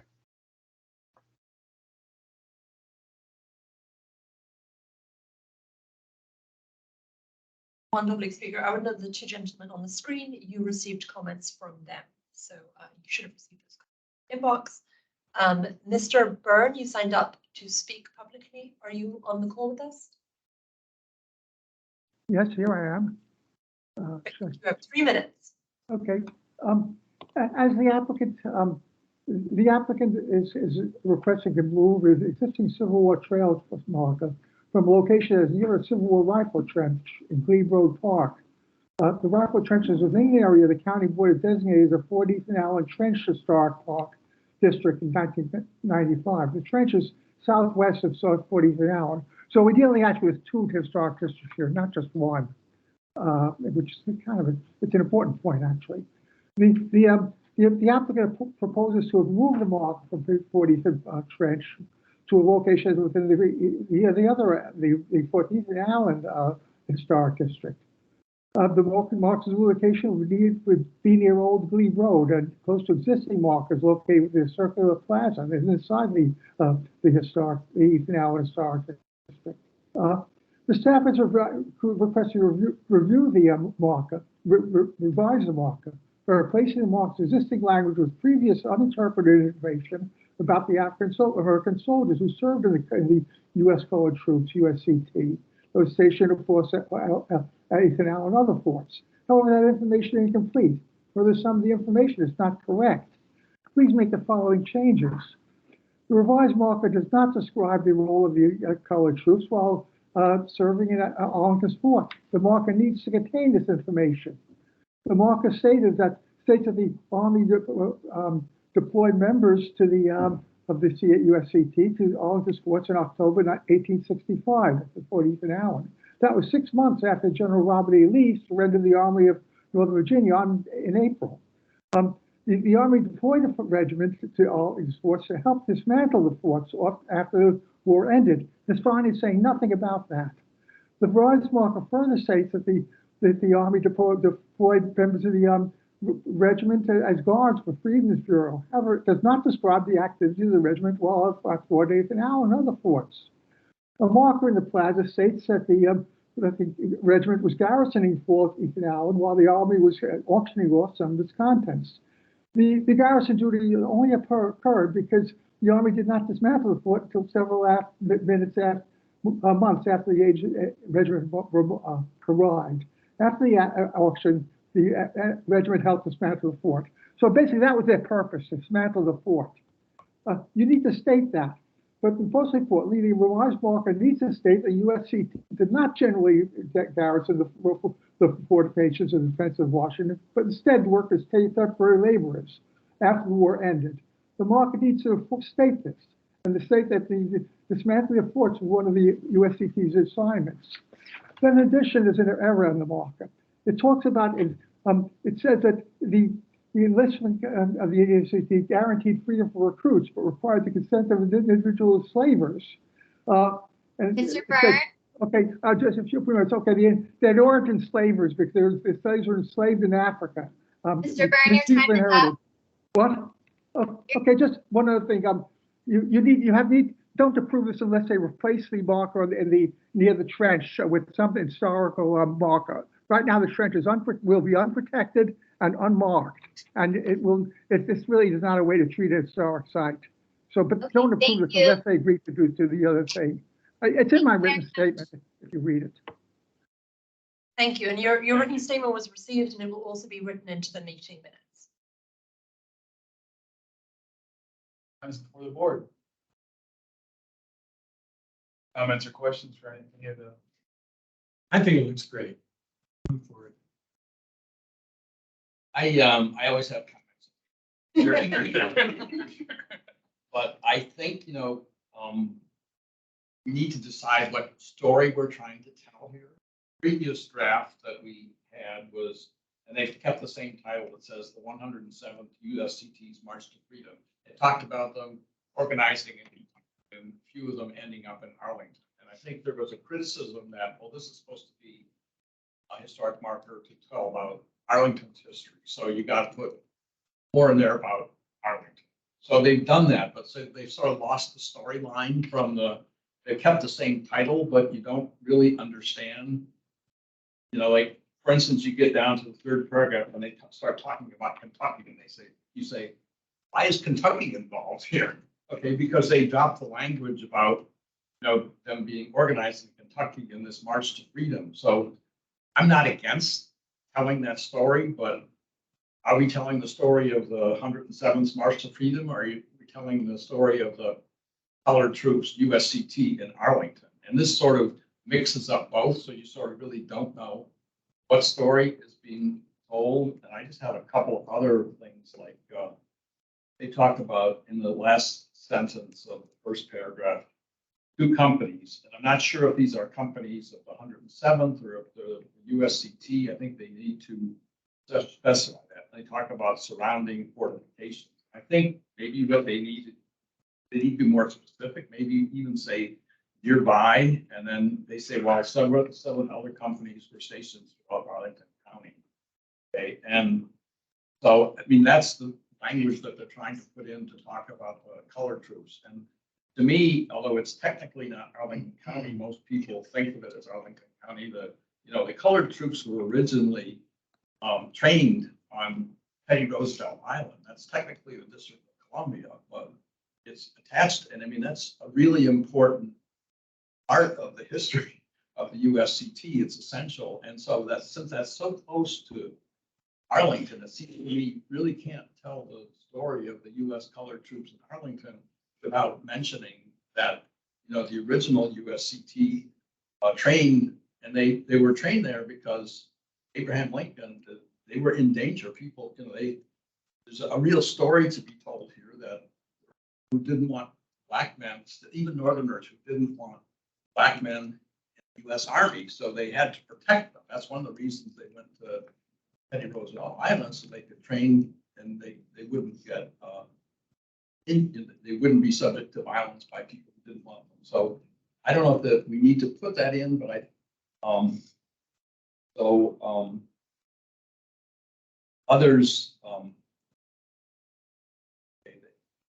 in the last paragraph, it says in October 75, it says they were deployed. I'm not sure who they're talking about. That 107th, is that the USCT? I think there's kind of lack of clarity here as to who we're talking about. And they say they were detached to the quartermaster. I don't understand. That means, how can you be detached to? Usually detached from, okay? So, I mean, I just think the language needs to be clarified to see exactly what's trying. But we could work on that. Maybe we could tell both, I think we could tell both stories, which is what they're trying to do, but I think we could do a better job telling both stories than to sort of mix it up the way it's been mixed up in this draft.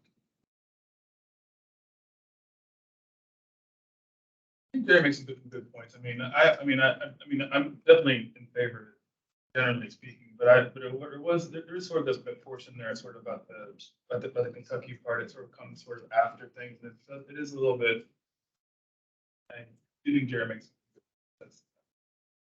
But I mean, generally, I'm in favor of it, but yeah, or it just needs a little bit of the work, I think. Some of Mr. Schaffner's comments, rest of the issues. Looks like there are a lot of possible comments that could be integrated to come up with a tells a story, maybe a little bit more precisely. So, high support. I also discussed with John and Schaffner that there's a lot of information that we can't fit. And so I wonder where the appropriate place would be to put all of this research in a longer format. Because every interpretation that we try to create on this marker is going to relieve us of nuance that is helpful for the everyday reader. So I don't know if that's the Center for Local History's website or Wikipedia or DPR's website, but hopefully, since, as they have mentioned, there's not much public research about this available, it would be nice to make the research that has been done available to the public, and link it to this marker. That the websites could be included in the marker. It could be. Even have, I've seen a lot of historic markers have QR codes these days, so I don't know if we've done that. We haven't yet. We haven't, but a lot of them. I think we were waiting to see if QR codes were flashing. I recall having a discussion on the viability of QR codes. Yeah, like this. Yeah. I think a link to a website. We do both. A lot of people do both now. If you have the room. We just received confirmation that QR codes cannot be used on Civil War trail signs. So we would have to have another option to share information separate from that. Well, I will say that our mission here is not that U.S. history is worth telling, but is Arlington County the entity that's supposed to be telling, or even the historic preservation program supposed to be telling U.S. history. I mean, it's all mingled together, but we really, it would be better if we tried to focus on Arlington history. Other troops calling it, if that's what Civil War trails. I mean, I know they have a bigger mission, but since it's on Arlington land, we ought to have something about this. Yeah, we should, it's a partnership between us and them. Makes sense. It has been suggested that Drew maybe speak to the review board members and like that process with Civil War trails. All would like to hear that. That might be helpful. Yeah. Okay, all right. Feel free to go ahead and share that information, Drew. Just to clarify a little bit about how our process works. Yes. Yeah, absolutely. So the coolest thing about my job is that the content information for every single Civil War trail sign around the nation is generated at the grassroots. So I just worked on the most incredible project in coastal North Carolina, where the descendants of a USCT regiment were the ones who have been doing the research, using the oral history, and presented to us that draft content.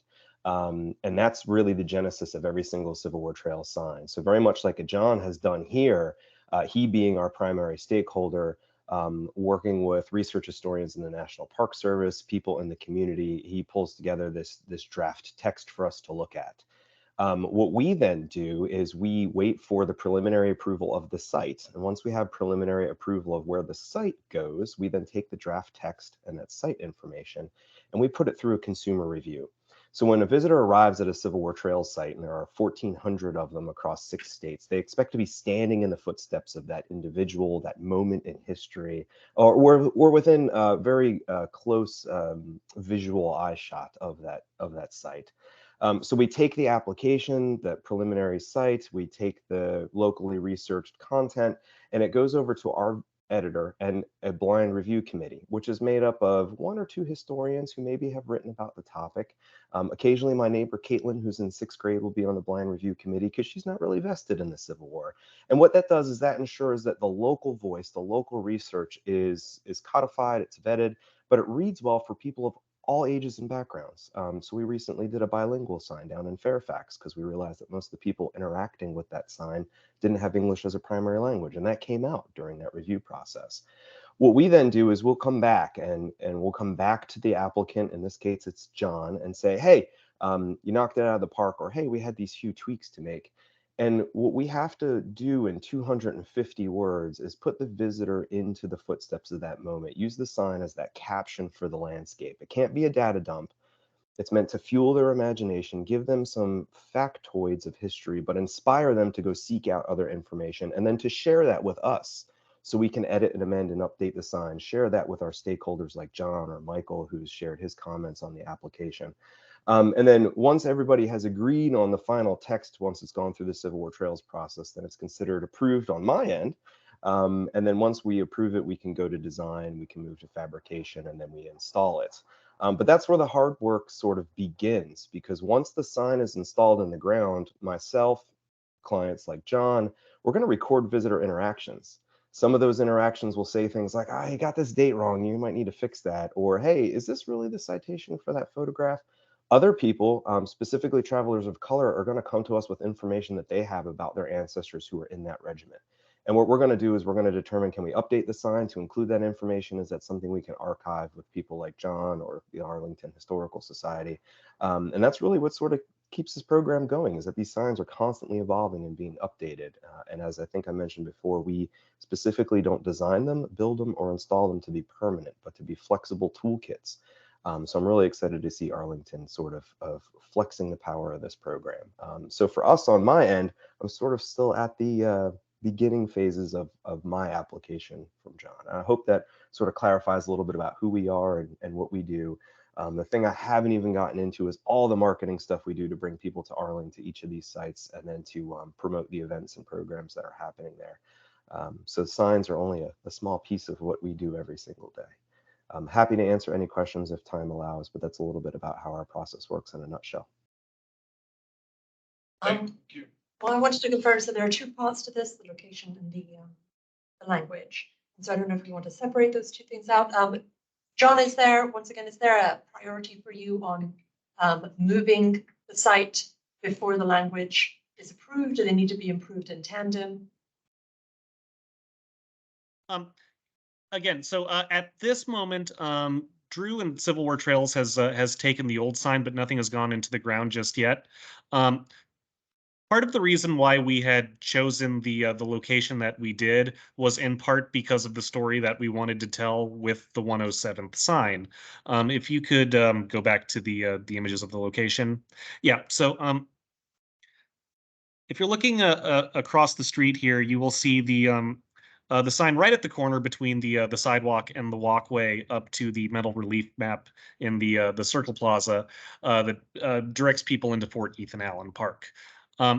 The original idea that we came up with was for the Civil War Trail sign with the 107th USCT story to sit next to that sign so that it could be read by somebody who is walking down to the Circle Plaza.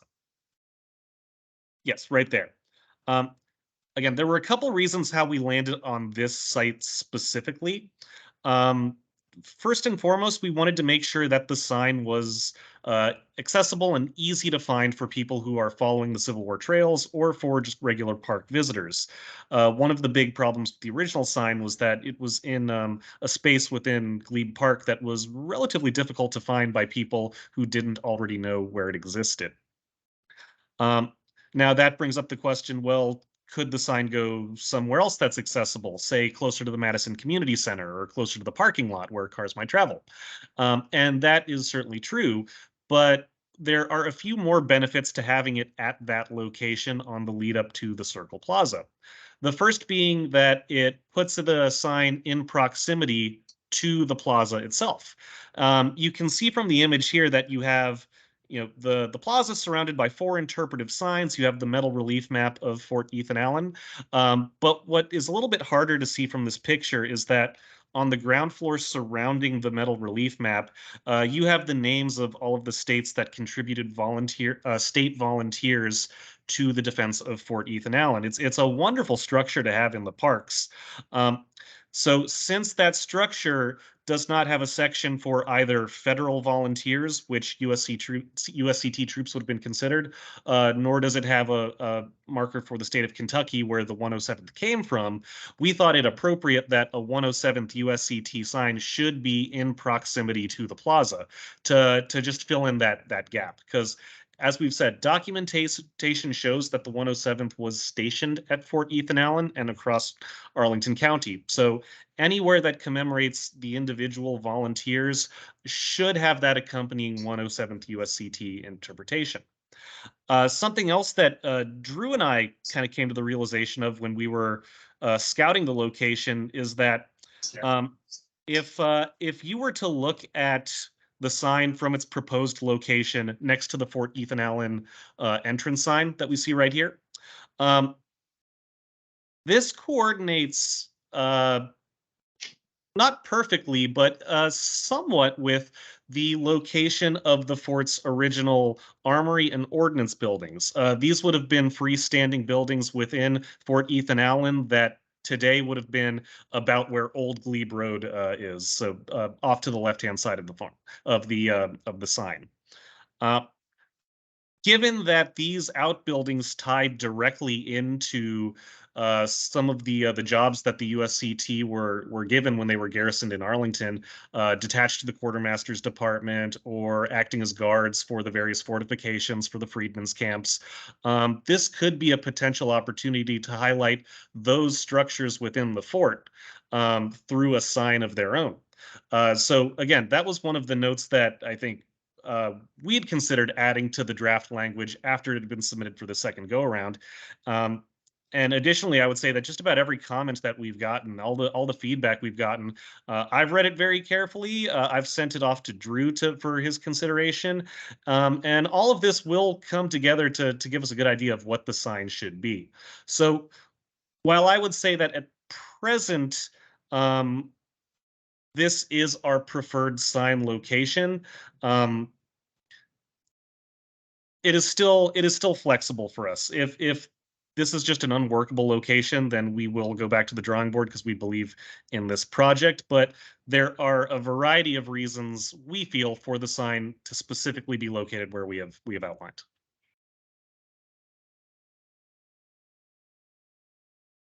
Thank you. So would it be possible to split up the sign from the language, or should we sort of look at it together? The language has to come back anyway in the Civil War Trails draft, correct? Either John or Drew. I thought it was gonna come back to us in the format, the layout. Drew, do you want to touch on the Civil War Trails side of things there? Or? Yeah, so once we have a preliminary site approval, at that point, we then take the draft application, which includes the site that's being proposed, whether that be editing and moving an old sign or adding a new one.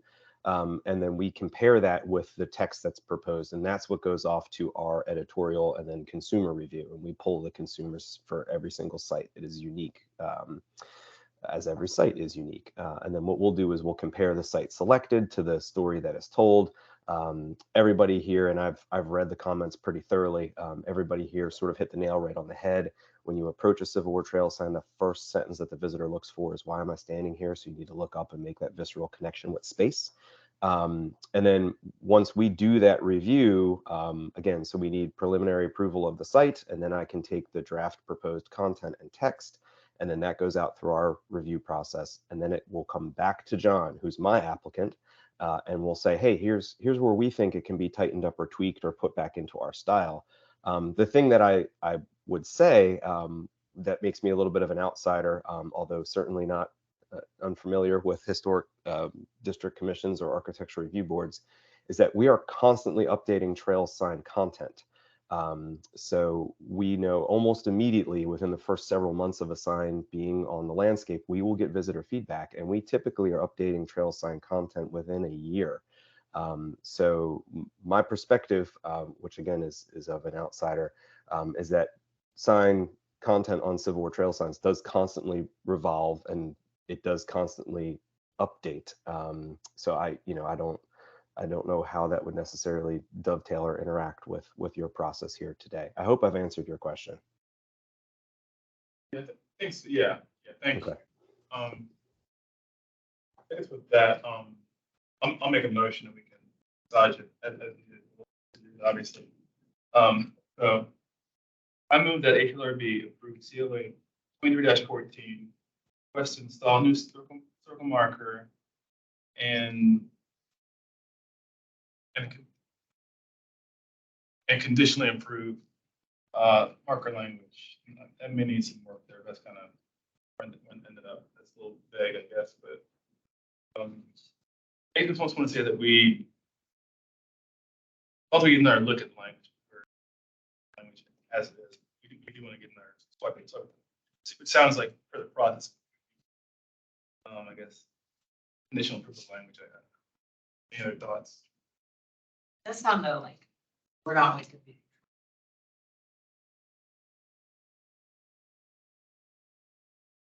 I mean, I would just. Location of the sign. As approved. Well, I mean, I just don't think our job is really ever.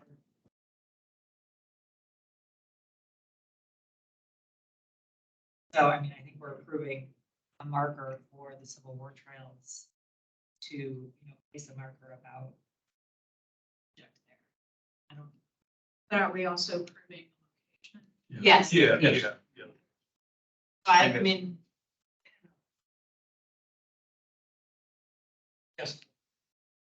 Yes, I'm have a question about what location are we approving? Because I heard John say this is where we're proposing it, but we could change it.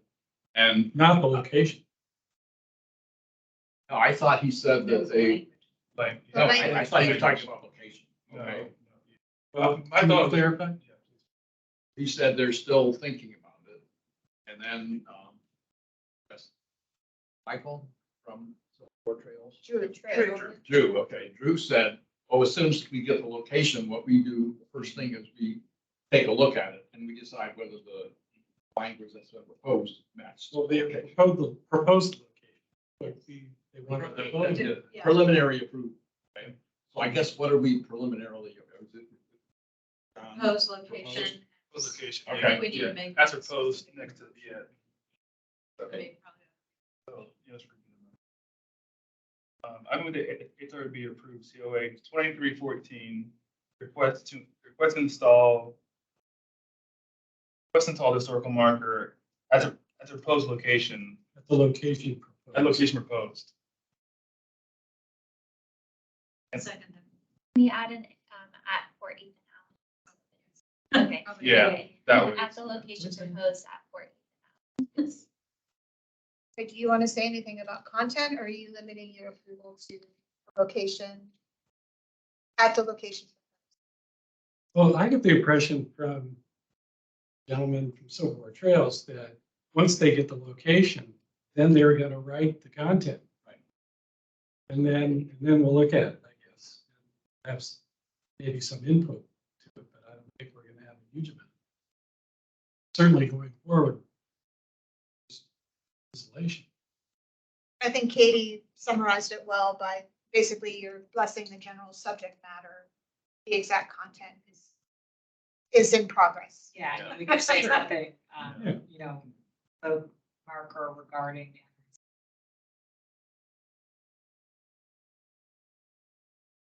I mean, Because I think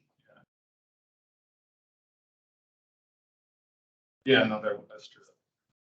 Okay, so then what is the motion on the table, Mr. Chairman? Oh, I'll start over again, I guess. So, I'll withdraw my second. all right, I move the HLRB approve COA 23-14.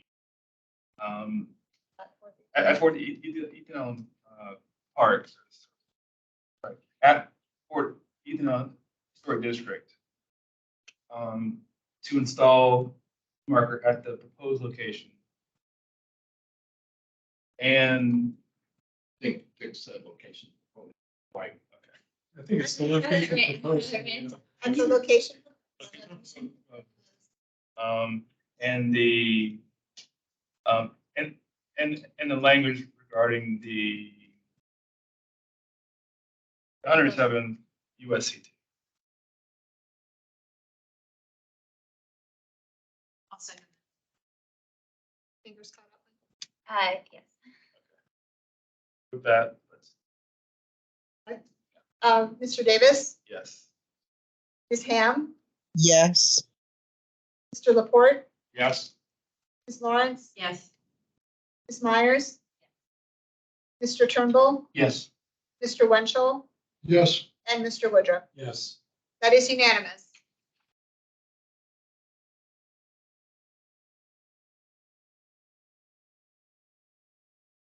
John, is that what your team needs, or is there more that you need? We do not need anything else at this time. If the location has been approved, then we will move on from there. And once once Civil War Trails has been able to draft that signed template, we will come back for final approval. All right, thank you, John. Thank you. Thanks, Drew. Thank you.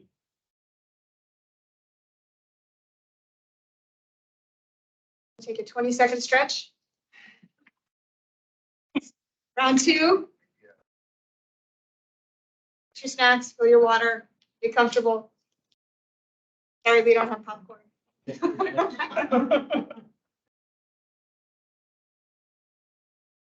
Go for some popcorn. I'm gonna get one of those coffee. Make your own. Have plenty in the budget. Apple bottom.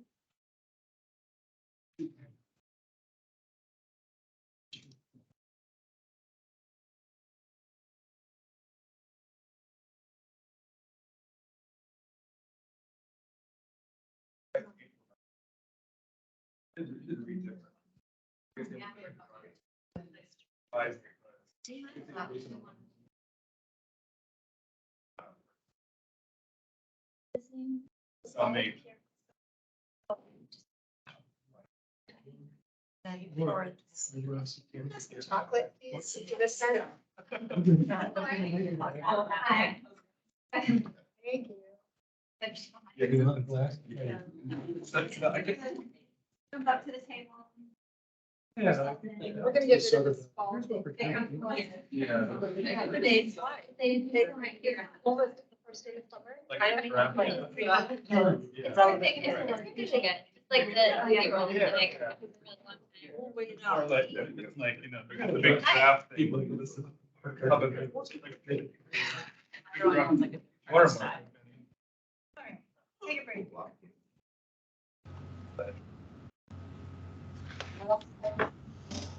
Lauren, do you have others on your team on the phone? Yeah, I think You have everyone you need? we have Sarah or Laura on. Laura Hughes is. I think that's everybody. And then I'm joining now. Sorry, we need me on the And then, call. yeah, So I can Allison- present.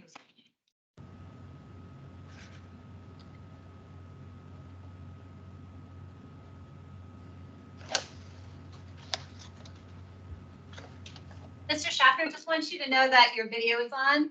I think you probably want to come on. Thanks for joining tonight. You can turn off your camera.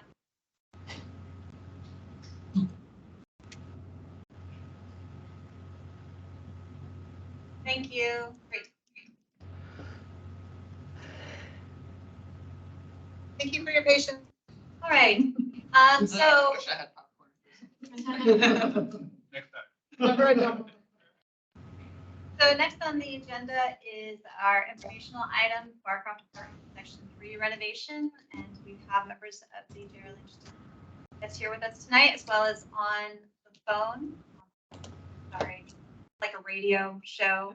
The phone on the line. Do you all want to introduce yourselves real quick before I give my staff report? Absolutely. Thank you all. Seeing you before, Lauren Riley with Walsh Colucci. We represent the applicant team, J.R. Lynch. And David Cody with J.R. Lynch. I'm Jeff Traps with FICA. We're the civil engineer and the landscape architect. Alice Hageman, J.R. Lynch. And online, we have Bonsher Harrison Architects, H1. Hi, everyone. Yeah, good evening. My name is Merdad Frouzan, architect from Bonsher Harrison Architects. I'm here with Antoine Laduron, Eli Perez, and Ellen McCrock from our office. We have Trace Rees online as well. I think I saw Sarah. Hi, Yeah, everyone. Sarah and Laura. And Mia is here as well from Trace Rees. That's our team. We did try to outnumber you all. We couldn't do. Great. Thanks everybody for being here tonight. And just as a reminder, if everybody can speak kind of to the sky, let's see if that works so that people can hear our discussion. But before we go into your presentation, I have to give a staff report. So I'll keep it as brief as I can. So just for background information, this is a continuation discussion concerning the Barcroft Apartments, a 1,334 unit garden apartment community located along Columbia Pike corridor between South George Mason Drive and South 4 Mile Run Drive. Barcroft is identified in the Columbia Pike Neighborhood Area Plan, also known as the Form-Based Code, which was adopted by the County Board in 2013. Barcroft is one of 3 multifamily residential areas identified as a conservation area in the Neighborhood Form-Based Code. Based on the standards of the conservation areas, applicants are required to meet with the HLRB a minimum of 2 times before the project can be considered by the County Board, and tonight is their second visit to the HLRB to discuss this project. J.R. Lynch project team is presenting the remaining details that they are proposing for a pilot renovation program focused on Section 3 of Barcroft Apartments, which will occur on buildings 22, 23, 24, 25, and 26, and rear additions are proposed for buildings 24, 25, and 26. This is an informational item, and there is no necessary HLRB motion or action occurring this evening. So just to talk briefly about the proposal, the remaining details of Section 3 renovation scope is to be considered by the HLRB, including 8 items. The different color options for the brick cladding on the sleeping porch sections of the additions, the attic vent design option for the additions, vinyl window replacements at the basement stories of the existing building, replacement of exterior entrance lighting, pre-plan and courtyard renovation, repairs to the existing detached historic garages, placement of new penetrations on the rear elevations for utility vents, and potential options for 2 specific elements required by Virginia Housing for the Affordable Housing Tax Credit, which include the covering of exterior wood elements and the installation of entry canopies. So this portion of the project was heard by the DRC during their hybrid meeting on June 7th, and the J.R. Lynch project team presented the remaining details of it. And to kind of go over what they talked about concerning the brick color of the sleeping porch sections of the addition, the DRC preferred option 1, which was the lighter multi-tone brick that would utilize salvaged historic brick. The DRC preferred the modern design of 3 rectangular attic vents, with the middle vent being taller than the 2 flanking it, as it could assist with distinguishing the new additions from the original historic buildings. DRC acknowledged that it would be appropriate to replace the original metal frame basement windows with vinyl windows with the same fenestration pattern, as this was seen as a small change, and other windows have already been replaced with vinyl windows on these buildings in Section 3. The DRC did not have any issues with replacing the light fixtures, but staff did want to know how many would be installed and if any new locations were being proposed.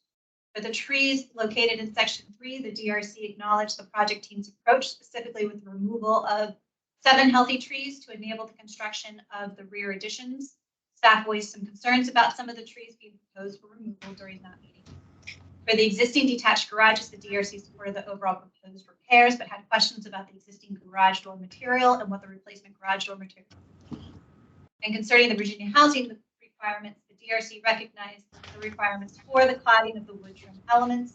And for the entry canopies, the DRC supported option 2 for the main entrances because of their simple shed roof design. And they supported they only provided one option for the rear entrance canopies, but they were in support of it. Now, to go into staff recommendations. At this time, the HLRB were being asked to provide design feedback for this portion of the project. So, and just kind of give you one thing that you can do, though, the HLRB can provide kind of an official recommendation, or if you have any concerns to the county board when the use permit is being heard by the county board in July of this. So staff does not have any issues with the two-tone color option for the brick cladding on the sleeping port sections of the additions.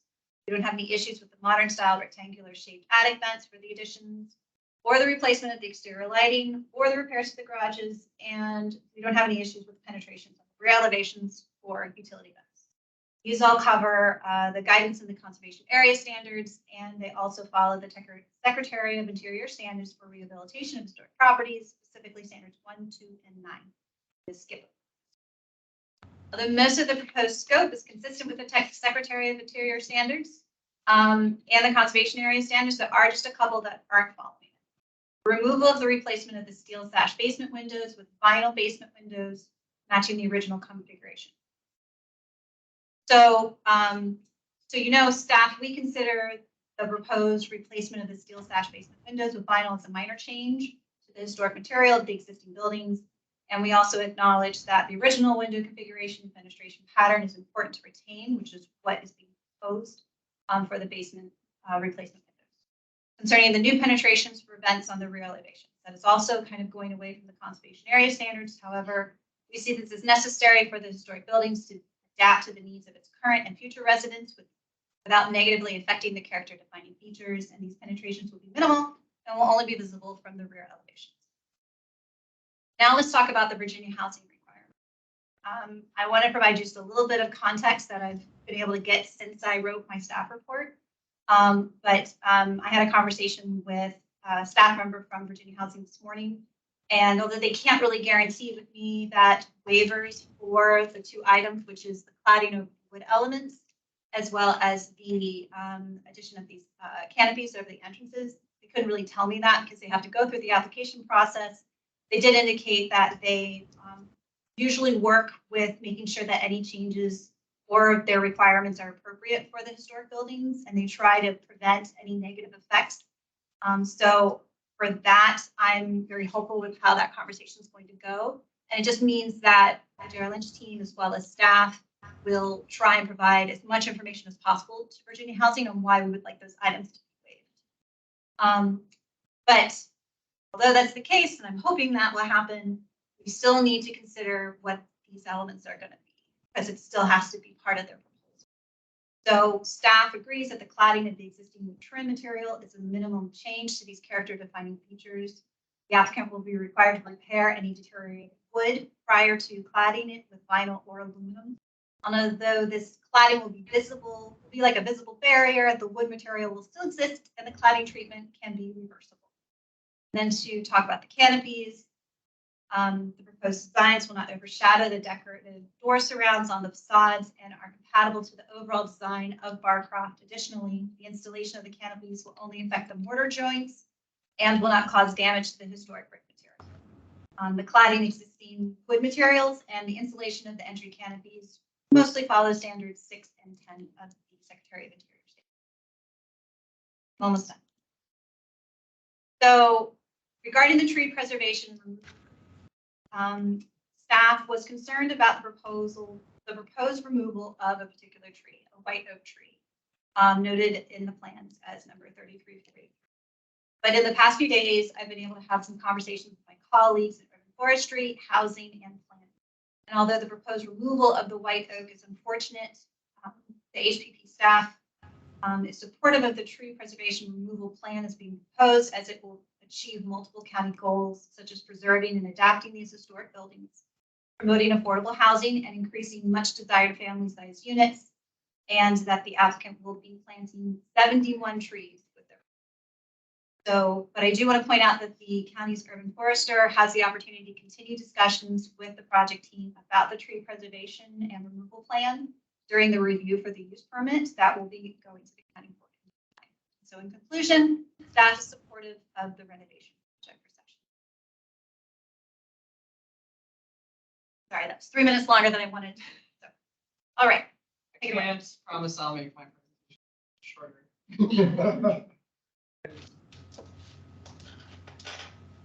Lauren gave a good overview of what our application is, where we are in the process. Just to zoom out into the total timeline, we filed our form-based code use application back in April. We've been working with county staff on their comments. In the meantime, we met with the DRC and you all in May, meeting with you again in June. As Lauren said, we anticipate going for the Planning Commission and the County Board in July. The Planning Commission, we've been scheduled for the July 3rd meeting. The County Board, we should be on their agenda for the July 15th meeting.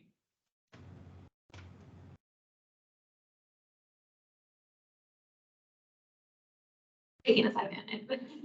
I thought I would just real quick reorient everyone to where we are in the Barcroft area. On the image on your left-hand side, you'll see the all of Barcroft there is outlined in yellow. Then the portion of the site that's subject to this application is shaded in red. It's within a portion of what we call Section 3 Barcroft. The whole area has been divided up into multiple sections depending on when the buildings were constructed. And then on the right, you can see the zoomed in version of the project site area. It includes just 5 buildings, buildings 22. And then just to recap our discussions with people on the DRC from May, we talked about the massing compatibility of these building additions on buildings 24, 25, 26. You all agreed that those additions were appropriate. And then we spent a lot more of our time talking about the building 25 sleeping porch addition, what that material should be on that sleeping porch addition, what window configuration there should be, window pattern. There was a consensus that you all preferred the brick option with double hung windows and a 6/6 window pattern. You all directed us to explore some more color options for that piece. So we have those options to show you in a minute.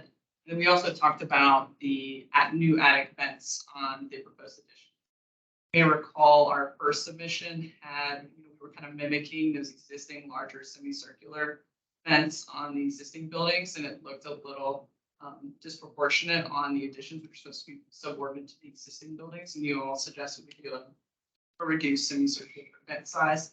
And the architect at the last meeting had also shown you a sketch of a more modern vent shape, more rectangular kind of bars on the building additions. So we explored that as well. We have that to show you today.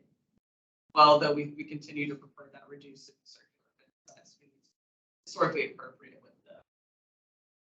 And then as Lauren said, we'll go over some additional renovation project items tonight, including those basement window replacements, placing exterior light fixtures, the building, tree preservation removal, also some repairs for those 2 garage buildings that are on the property, and then those Virginia housing minimum design and construction.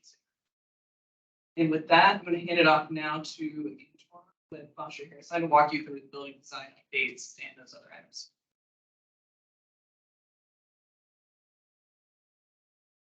Antoine, I think you're on mute. Okay, can you hear me now? Yes. Well, Oh, sorry. Well, we can see the building number, building 25, and additions to this building. This is a typical addition. Basically, you can see the 3 bedrooms and 4 bedrooms together on this building. There are 2 bump outs here. And then also you can see the addition to the building 24, which is a simple addition with 2 3 bedrooms there. On this slide, you can see the 2 brick options for the bump outs. Option number 1 with 2-tone bricks, and the option number 2, which is our preferred option with only 1-tone brick. And the next slides, also the renderings show the same thing. Can we? Yeah. So this one with the renderings, you can see of course, the bump outs, the brick options, but also the other architectural elements that we spoke about them in the last meetings, and we're not going to bring it up again. The attic vents, and then also the water table, the roll locks that are changed and respond to the comments that we had before in these meetings. Next slide. So this is the same perspective. You can see the one-tone brick material here. Of course, as I said, for different reasons, architectural reasons, we prefer the two-tone bricks. Yeah, on this slide, you can see the change to the attic vent, this semi-circular vent option. Originally, our attic vent had the size of the existing attic vents that you can see on the left side. But we reduced it like 20–25% the size to be more proportionate to the gable, as you see on the right side, basically. And this is also another alternate attic vent that you can see it has a more geometrical, more modern shape. There are like 3 rectangles that gives the impression of a triangle or a gable, basically, So this is the other alternate. We still think that the previous design with the semicircular matches the gables, but this is also our alternate design, basically. It's more modern. Next slide. Speaking about the windows, so we have double pane insulated windows for the basements and also for the bump outs.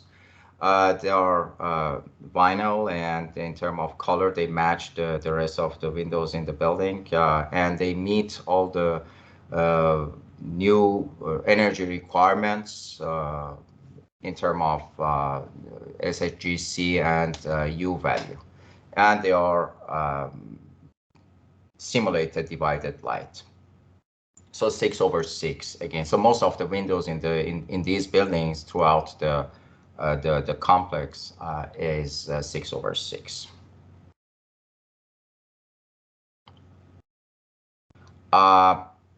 We are proposing the same exterior light than the existing in terms of shape and size and the color. I would say that they are more performant because of the LED light, but they are pretty similar to what they are now. So all of them will be changed.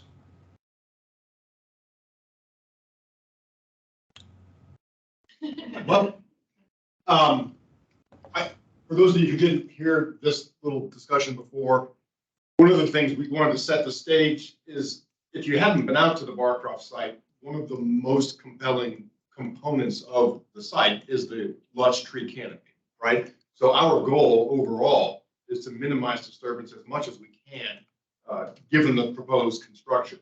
So what we started with was a detailed tree inventory of everything on site, the entirety of the site, not just this first section, but the entirety of the site. So we have a record of everything that's there, down to a size of 3 inches, which is the county standard. So on this particular diagram, and again, George Mason is on the right-hand side, South 4 Mile Road's on the bottom, Columbia Pike is, off to the left there, by way of orientation. There's a number of things going on, but every tree on every colored item on this plan is a tree. The green ones are being preserved. The blue ones are part of a large contiguous canopy area that the county has identified as something that they would like to preserve overall, and which we are doing.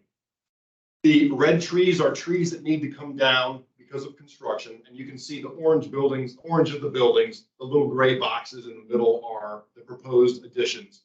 So the red are the trees that are being removed due to construction impacts. And then lastly, there are two little trees that are existing that are dead that we're going to replace. And then the yellow ones are invasive species, which we've identified, which we're also going to remove and replace. So at the end of the day, we're taking out approximately 34 trees, I think. We owe, based on the county's replacement requirement, 39 trees, but we've committed to provide 71 replacement trees around the site. And that's going to take the form of primarily canopy trees, similar species mixed to what's out there now, but also we'll be providing some understory trees, which are the lower level flowering trees at building entrances to sort of set up that kind of vocabulary going around. So it'll be a mix, but primarily to replace the canopy that's coming out. So in a nutshell, that's what this diagram is all about. There's a lot of stuff on there. I'm happy to answer any questions. But we can move through the next one and then we'll see where we go. Just to clarify, the replacement trees are going to be on this site, right? Right, the 71 go back on this particular site, not the larger Markov site. So yes, right.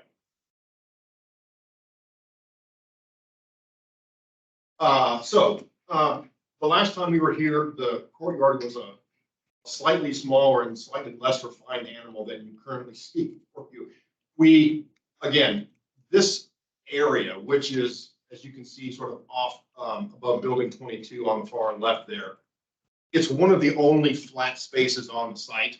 And so we thought that it would be nice to accommodate kind of a smaller community amenity in that space. There really, such a thing doesn't really exist in its current state. So one of the things that we're trying to do is, again, this presentation of the canopy overhead is realistic in that entire thing is shaded, right? It's completely covered by canopy. So any intervention that we do there has to be very, very sensitive. So the proposal is to do, where you can see the parking stripes on the left of the diagram, one or two of those would be striped as an ADA accessible parking space so that we can get to the courtyard area immediately adjacent to the parking area, right? And it's basically envisioned as being a deck structure.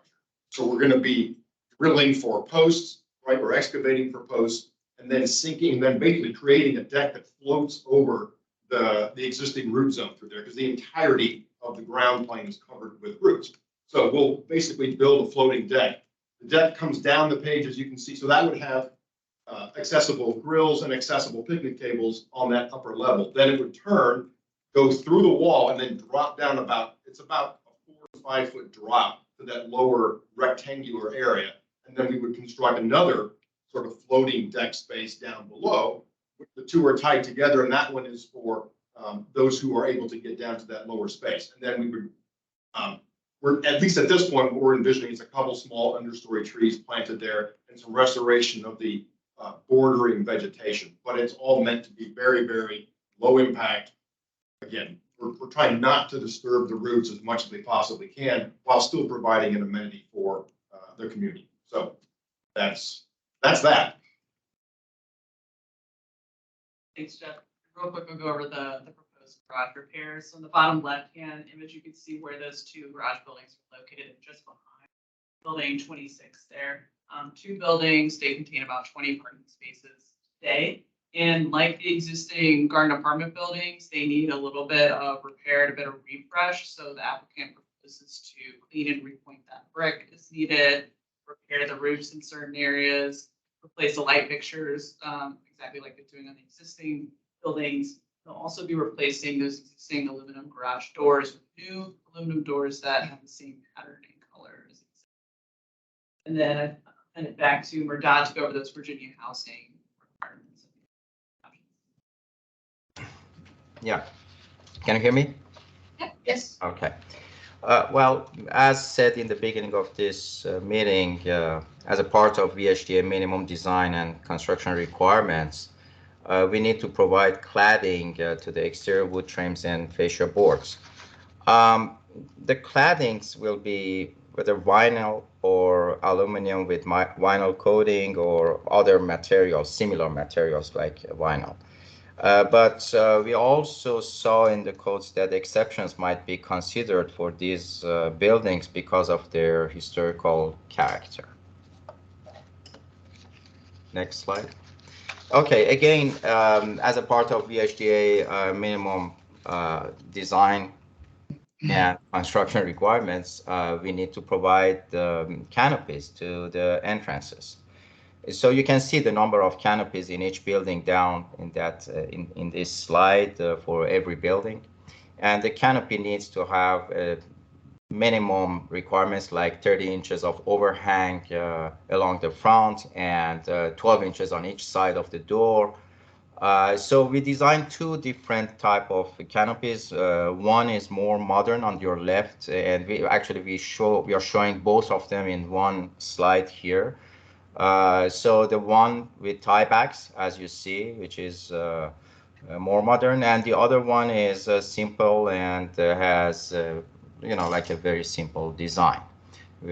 So can we go to the next slide? Yeah, so this is the option number one, which is more modern. Actually, both of these canopies are will be installed above the door trim, so that decorative trim will not interact with the canopy, and I mean, one can see the door with its trim. That is, we believe it is very important.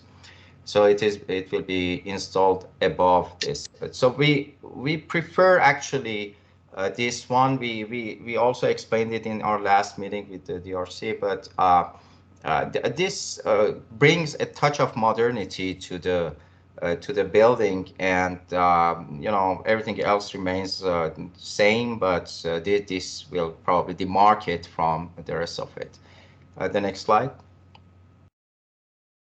And then this one is again above the door trim, that decorative trim that you see for every door, every main door, and with a very simple triangular support.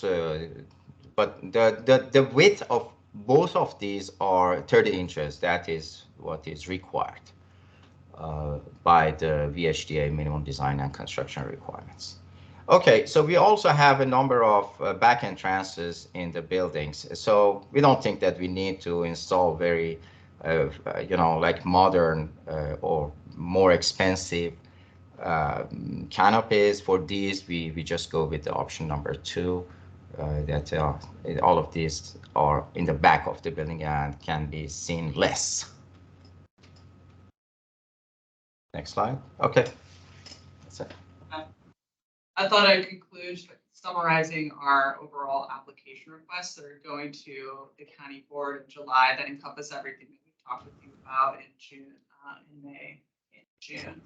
So we've submitted that 4.1 to neighborhoods form-based code use permit, and it includes the exterior building renovations, the landscaping upgrades talked about, as well as the proposed building additions. Now, in addition to that request, we were also requesting some modifications from the form-based code. One of those is just to permit the existing setbacks and amount of parking spaces that exist today. It's more of a formality. Then we have 4 other modifications that Lauren went over in that overview. Modifications to the conservation area standards. And these modifications would be inconsistent with the Secretary of Interior standards for historic preservation. The two of those modifications are for the basement window replacements and for the rear penetrations for ventilation. So for the basement window replacements, we're requesting modifications so that we can add vinyl windows to match the existing windows on the buildings that have already been replaced with other vinyl windows. And then for the rear openings, they're only going to be on the rear elevations of the site. Those are necessary in order to provide ventilation for the buildings. Then those other 2 modifications are those that relate to those Virginia housing minimum construction design standards. So we will be requesting a waiver from Virginia Housing, as Lauren mentioned. We're hopeful that we might receive such a waiver, but because we won't hear back until the August to October timeframe, we are including this request in our application, showing you all these options. And that's for the vinyl aluminum cladding with trim and for the entry So with that, I think that's our presentation. We're happy to discuss everything with you all and answer any questions you may have. I just had a comment. I know that if the canopies have to be done, that there are two options. One that's sort of modern. These are historic things. We don't need to add features to them. And I feel the same way about fence as well. I think just retain what's there.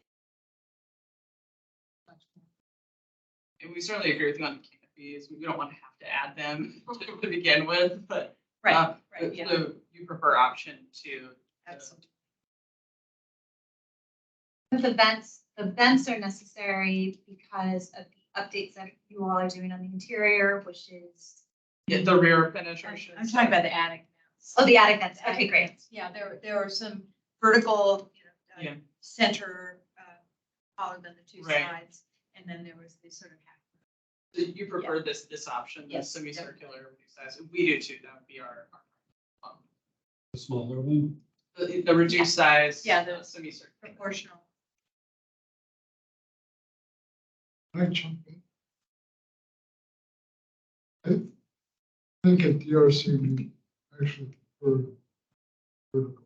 Reason is, that's in addition to the building. Really,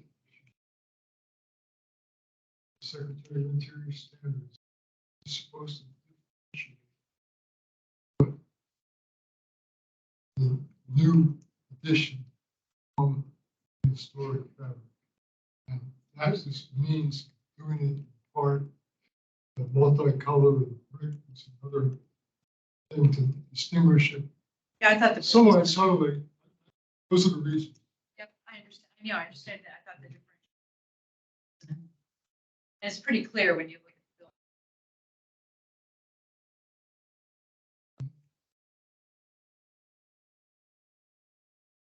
Trim is different.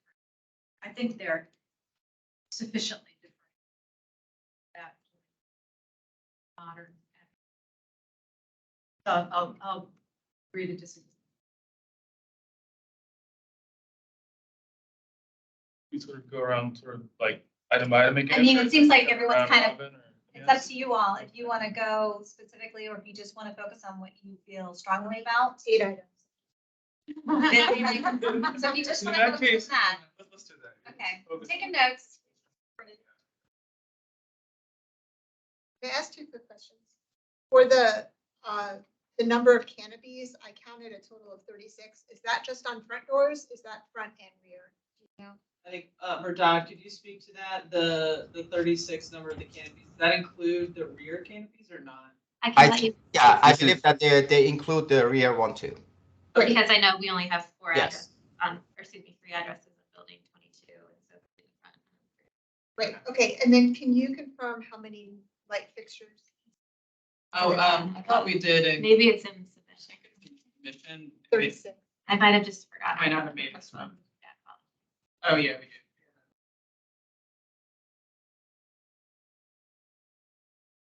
I think it's 38. Okay. It's in our, they did include the numbers in our HLRB submission, but we weren't able to update the graphic. That's okay, that's okay. So 38 lights, and are any of those in new locations that?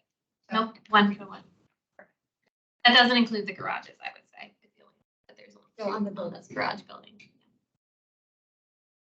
And can you clarify, the DRC asked about the material of the garage? Yes, so we, after that meeting, Jerry Lynch went out on site to confirm that the existing garage doors are aluminum. That's what we would be replacing it with. Are those the original garage doors? I don't know whether we. If I had to guess, I would say not, because there are some wood doors on site, but they clearly are not recently replaced. I don't think so. There are other locations where they're aluminum What though, I so would if, say is, to me, they look like they're, I mean, they sort of don't match the rest. I suspect that the. They're probably painted brown. Yeah, I don't think aluminum garage doors existed at the time that was built. I think they were probably wood, but I wouldn't insist that you put garage doors if you have something that looks more like what was there. That was better than. than aluminum. And I know it doesn't. To me, that's an ugly aluminum garage door. It could be improved upon if you, I'm not insisting on that, but you might think.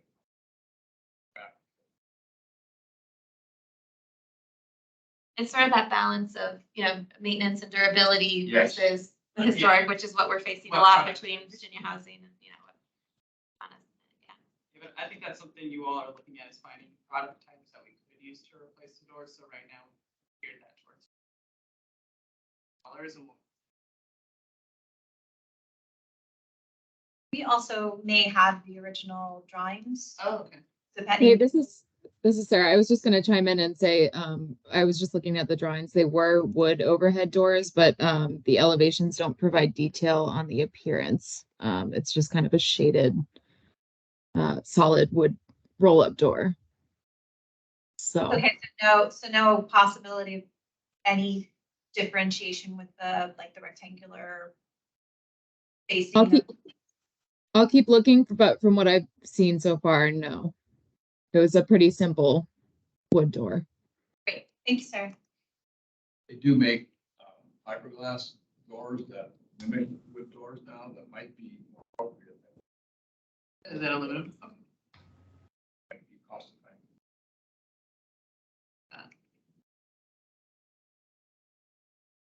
So I'm really pleased.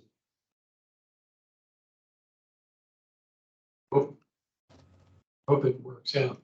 All the digging.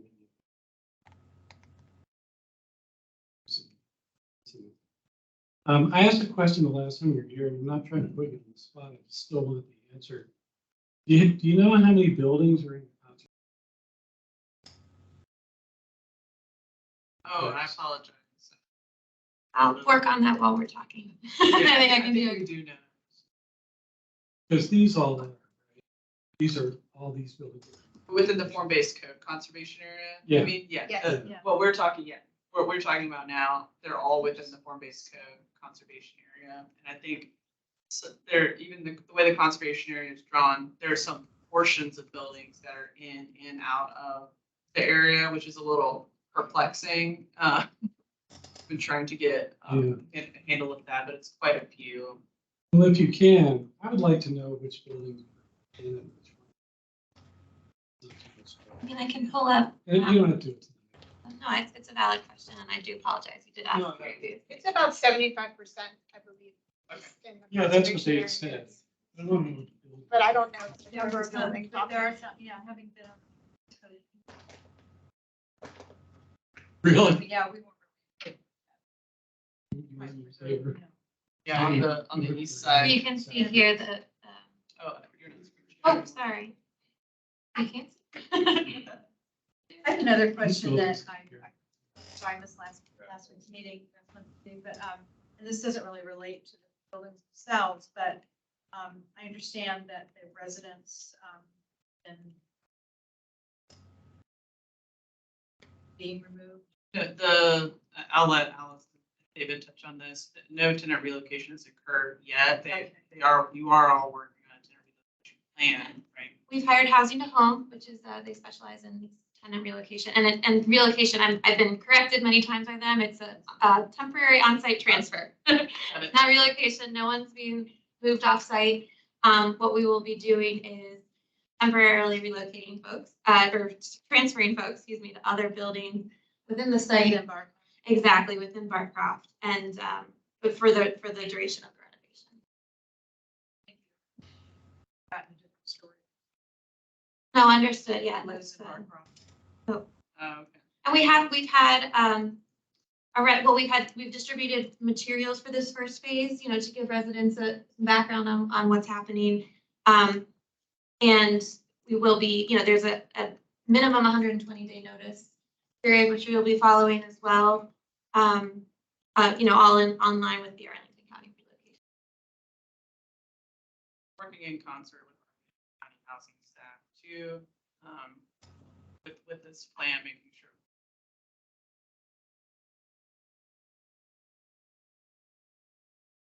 Sorry, we distributed materials and we had an in-person meeting.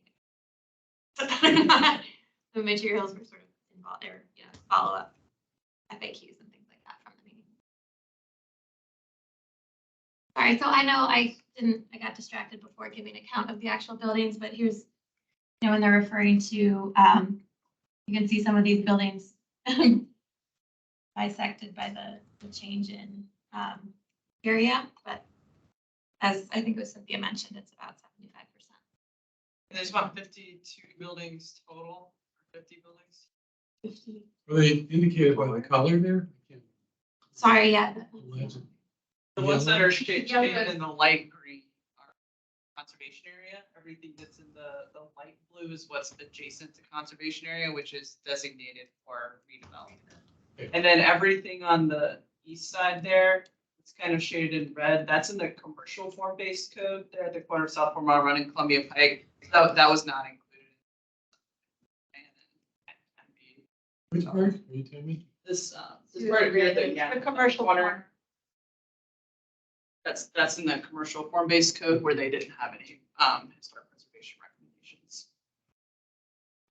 Is that a slide you can share? District, yes, absolutely. And I think this was maybe in one of the earlier submissions that we included, but absolutely. That's the, and then, it's on the regulators, it's from the Columbia Pike. Yeah, we certainly did create this graphic. Yeah, we'll send Lauren and others our slides, Okay. presentation slides from last time and this time, and you'll include these. Yes.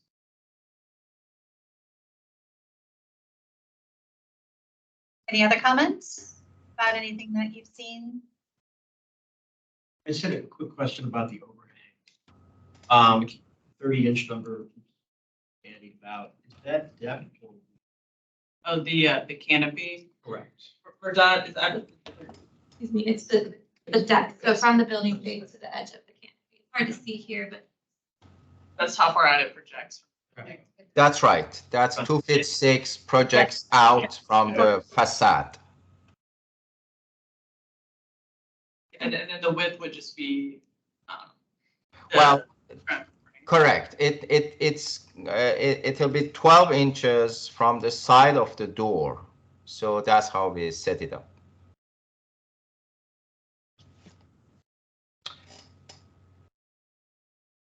So we consider the door trim basically, not the opening.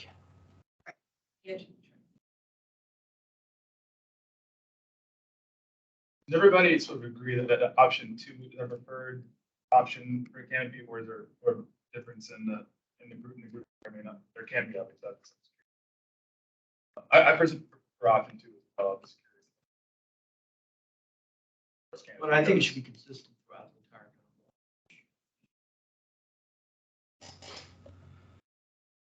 just for some background there, I don't know if we want to get into that now. There are other types of canopies. I believe we talked about it in the DRC meeting. There are different styles of canopies in Section 7, for example, which was built as part of Phase 2.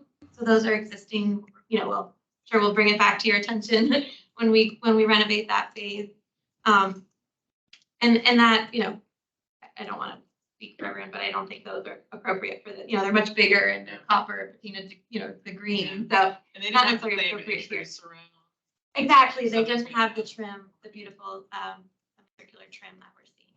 So there's reason to not follow that existing protocol, but I hear you.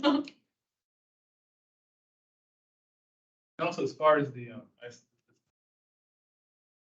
brick difference for option 1 and option 2, is there a consensus around that? I mean, I prefer personally, I prefer the option 1. I prefer that option 2. Monotone.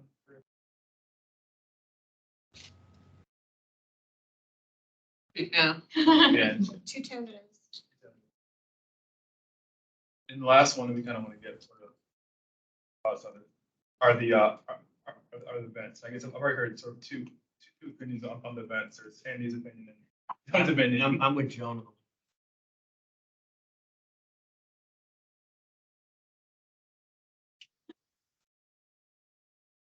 So it's 2 of us. I agree with Andy. No, I'll break it down. I like the smaller bed. Okay. So now we're 4 and 4. We have a tiebreaker. Carmela, do you have an opinion on the vent?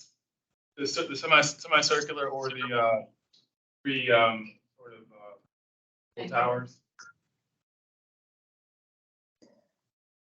Huh. I sort of like the semicircular ones, but I think that's because that's what I'm accustomed to seeing. That's fine. Yeah, that makes sense. Yeah. Sorry.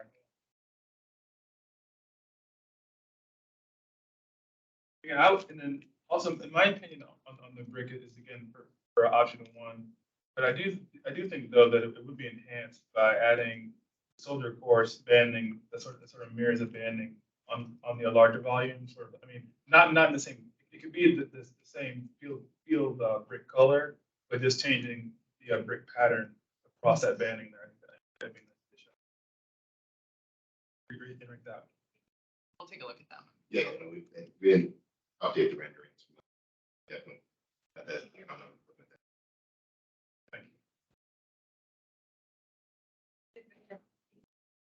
you. However, Ben. No. Lights, trees, garage. They talked about canopies. Comments. I mean, the lights were. Any other clarifications that would be helpful? How about you?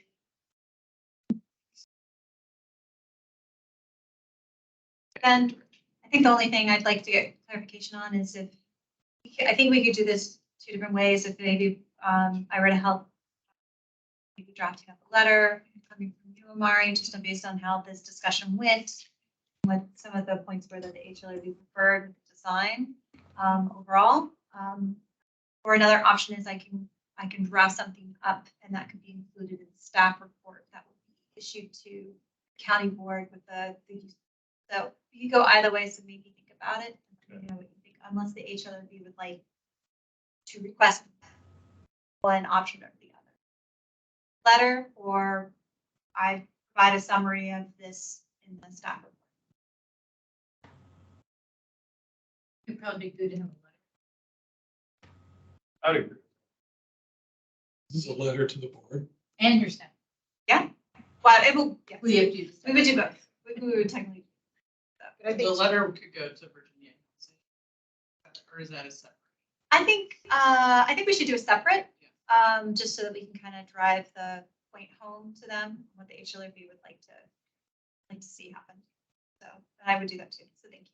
And I would say sooner rather than later for the letter, so then that time for planning. Oh, July yeah, 3rd. July 3rd. Yes. And our Virginia Housing Submission July. What is July 1st? Our Virginia Housing Submission. I'm sure we can follow up with, it doesn't have, I'm sure it's not the end of the world if it's not, but just to We keep can that. supplement that. Yeah, but just to keep that in the back of your mind. Put that in an email to me. Yeah, so I don't forget this date. That would be very helpful. Okay. I can get that to you, Amari. Okay. Great. Thank you, everybody. I think that's it. Thanks so much for your. Thank you. Appreciate going into the night. Thank you. Not fun. Not done. I'm so sorry.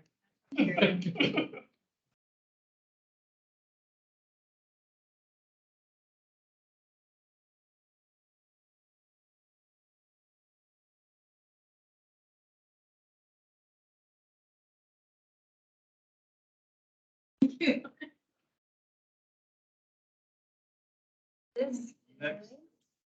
Yeah. Oh. Cool. All right. Next is Let's see. That's it. Okay, so this is a preliminary discussion about 4120 41st Street. This was an owner submission. They are applying for local historic district status for their property. Just before I start, can I check to see if Mr. Coussard is on the line with us? No. Lawrence?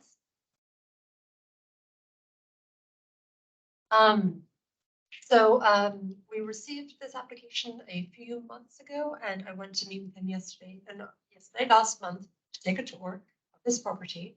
I haven't done a lot of research, just the preliminary application to see if it's something that you would like us to add to our research queue. So the record says it was constructed in 1933. I don't know that I agree with that. I have some evidence that the first part of the building was built in 1920 and the second part in So before I start, this is the location, and this gives you a context with the other LHDs. So it's 2 down from the Hermitage. So it's on a different street, but they kind of are 2 houses away from each other.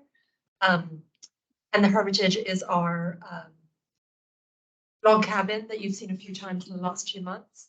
It's also not too far away from Walker Chapel and the Fort Ethan Allen Trench. So it's kind of in the middle of a lot of our local historic districts, but it's not in any National Register districts. So this GIS layer includes the National Register neighborhoods, and as you can see, there are none. This is the 1900 map of the county with the locations. So this is Mr. Jewell on this land, 1900. So this is the arrow points at the road.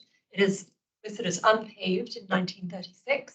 So remember, the Sanborn fire insurance maps are not comprehensive. They are only of the buildings that paid for fire insurance with Sanborn. So it appears this property did not by 1936, but I know it did exist. So Serena? Yep. It's on that street that goes, you are coming over Chain Bridge from DC and kept going straight. instead of Yes. Going, it's on that road? Yeah, it's like a sudden, instead you take a like your left to stay. Yeah. And technically dead ends. Yeah. There's no connecting street up to like where the Hermitage. All right. And there's a path. Yeah. It used to go through, I think they. I walked It it. currently- Yeah, I walked it. Up the other through day. to Chain Bridge. At the- You can ride a bicycle down. Okay. You can't, it's still. through it.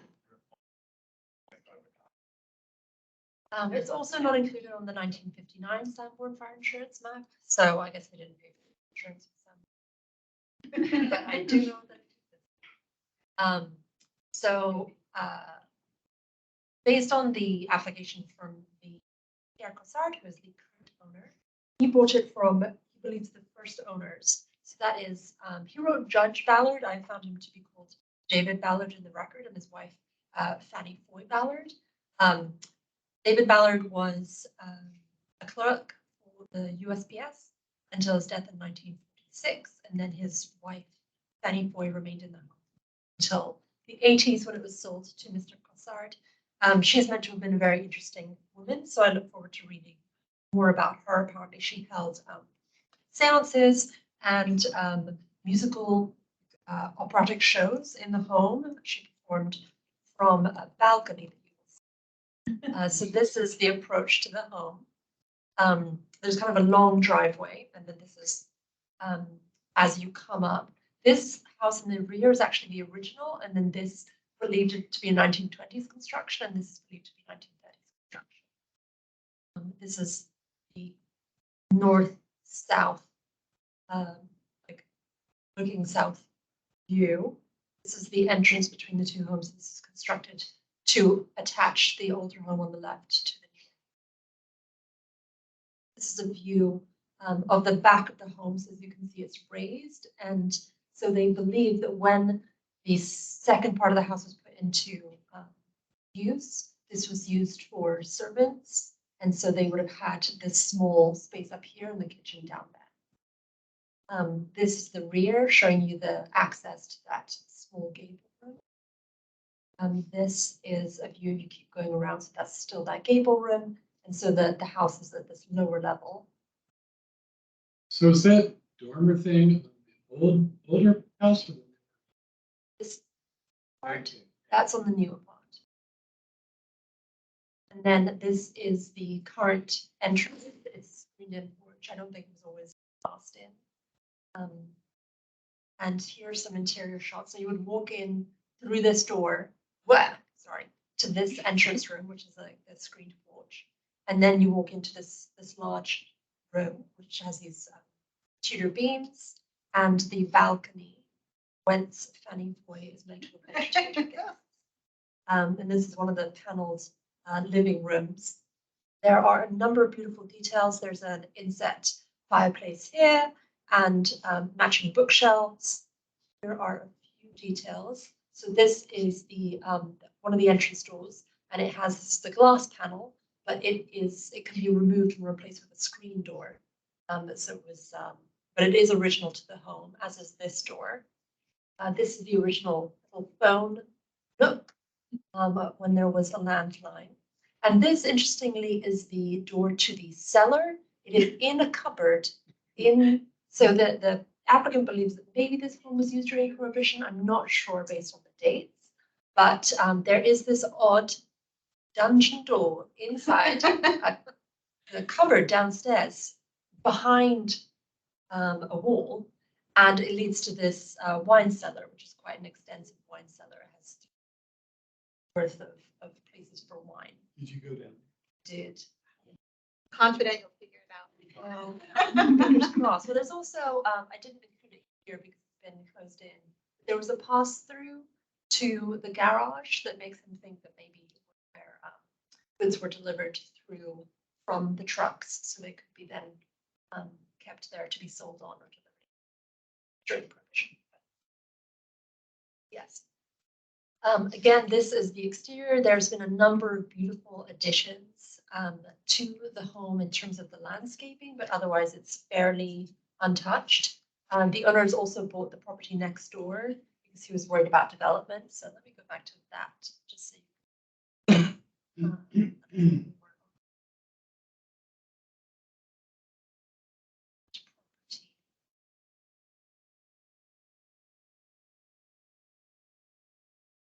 So, yes, as you see, like this is the road that you're talking about, where most people go. Oh wait, not here. Most people go straight on the. You're talking about like taking that little side road to 41st. And so he owns this, the property with the yellow dot and the one to the left of it, and then the Hermitage appears to touch this street, but it actually doesn't. It faces onto North Randall Street. And then if you go over, and it's basically at the literal point of Arlington.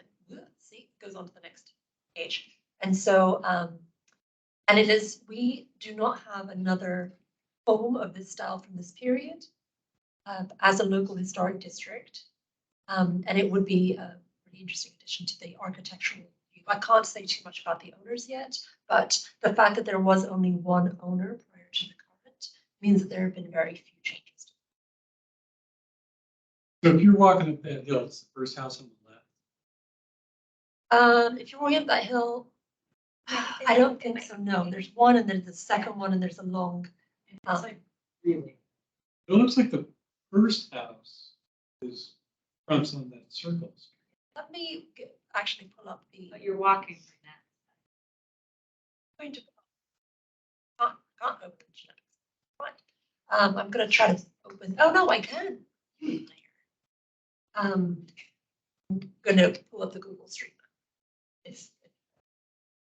Wait. Okay, I know. I told myself this is not late too. I don't know if we're gonna. But me, I don't remember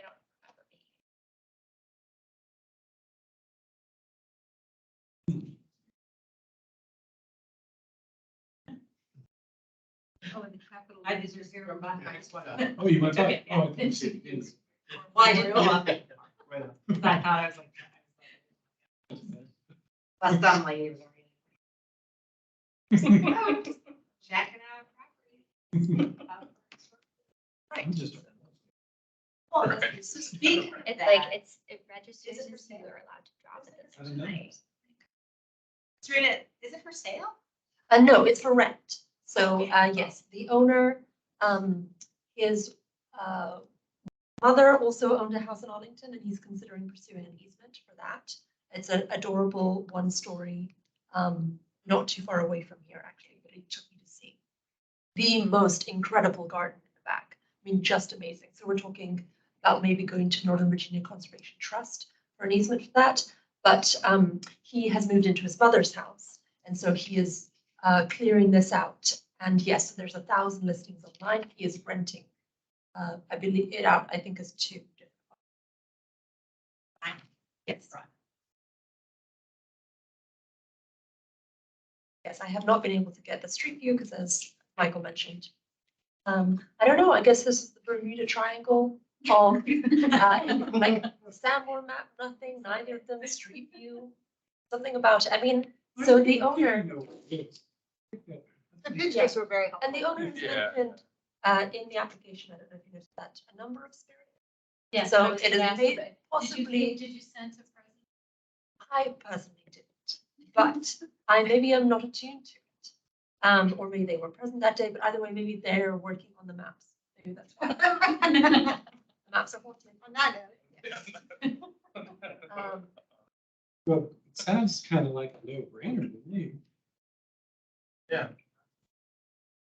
Why would Yeah. we- would you like to make a motion? Yeah, I'll make a motion. Oh, sure. And, Yeah. To our cube? Yeah, so what do we need to do direct you to study? Yeah. That's cute. No. Okay. Yeah, but you really wanna take it over. You're gonna- You know you missed it. I moved to HRLRB at 4120 41st Street North.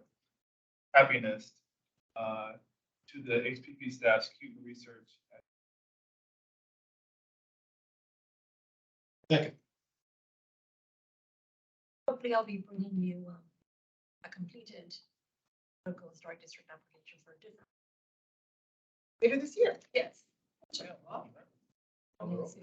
Okay, so, Amari, you made the motion and Dick, you seconded? Yeah. Okay. All right, so Mr. Davis, Yes. Ms. Ham,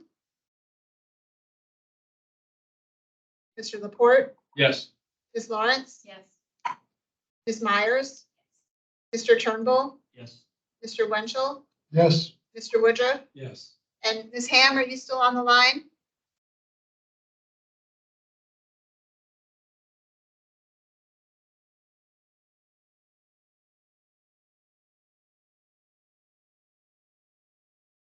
Okay. Thank you. Now on to the chairman's report. Not much report.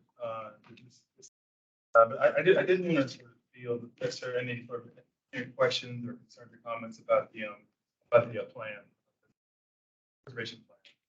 And I know that the feedback ended, I guess, on Tuesday or so. Okay. So, are there any questions or comments about that? Great job, really. Thank you. Share with that as well. And with that, I think we'll move on to the staff's. Okay, so in the essence of time, this will be super fast. So as the chair alluded, the public engagement period closed last night. We also did a series of 14, 15 pop-ups, one open house. yes, between the middle of April and the middle of June. And we were able to engage with hundreds of Arlingtonians who have otherwise never heard of us or never heard of the plan. So it really was a powerful round of engagement. So we're really pleased about that. And we're still remaining on track to go through public comments that we've received now and bring a final version of the draft plan to the county board this fall. We're targeting doing that in the October and November timeframe.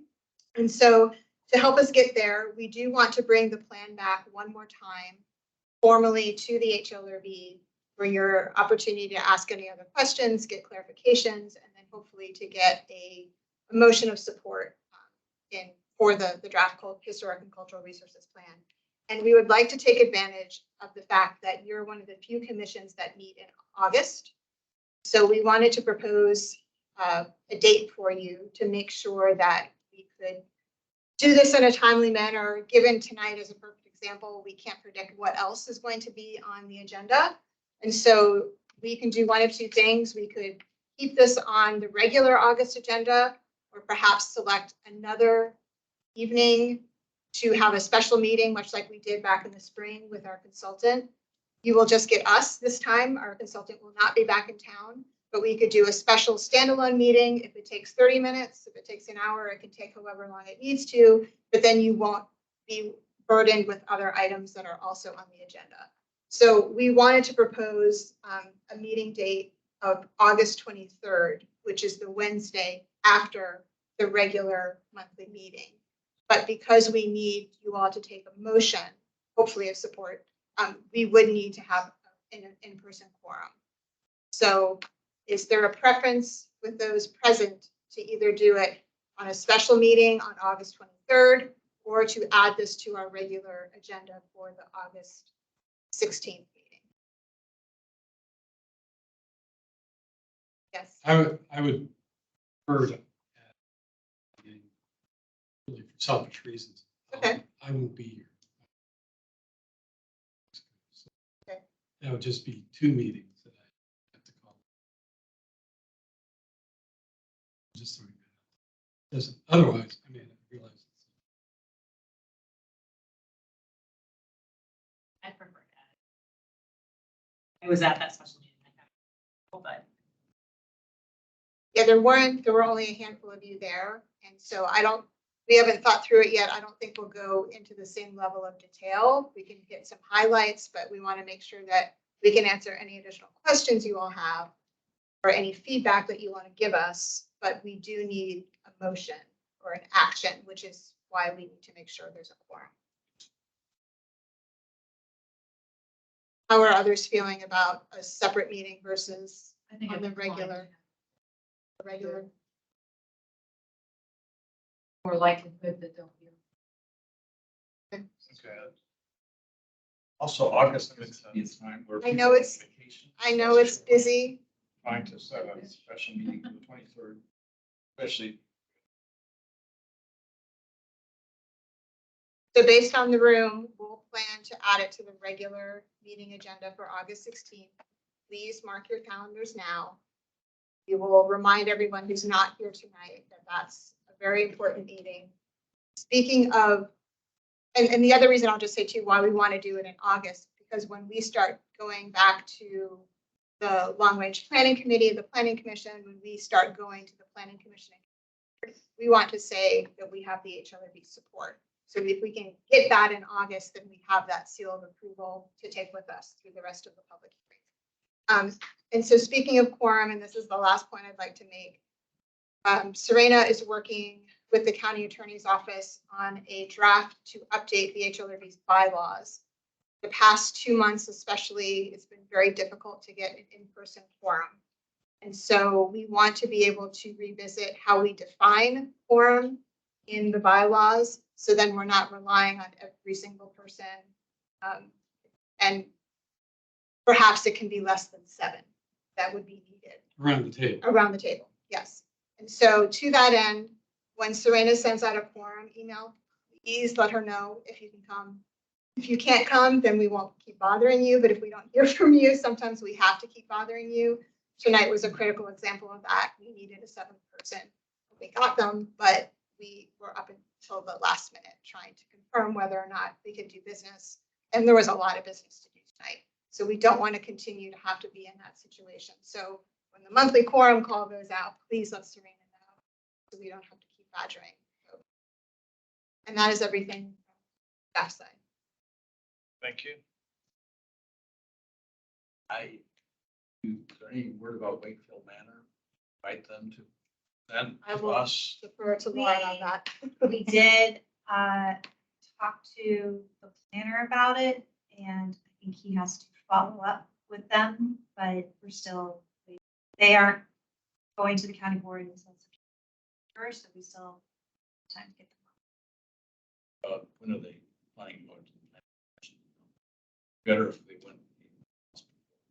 I think, I mean, usually the planning commission they don't go to the planning commission.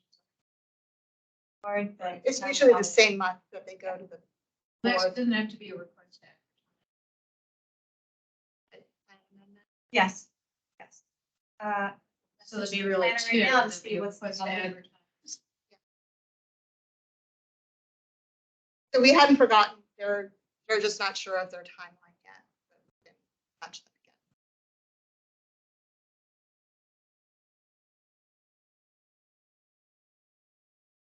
Anything else for the good of the order? That, meeting is adjourned and good night. Thank you for sticking with us. Good night. This was more common. Good night, everyone. Good night, Camilla. Of course.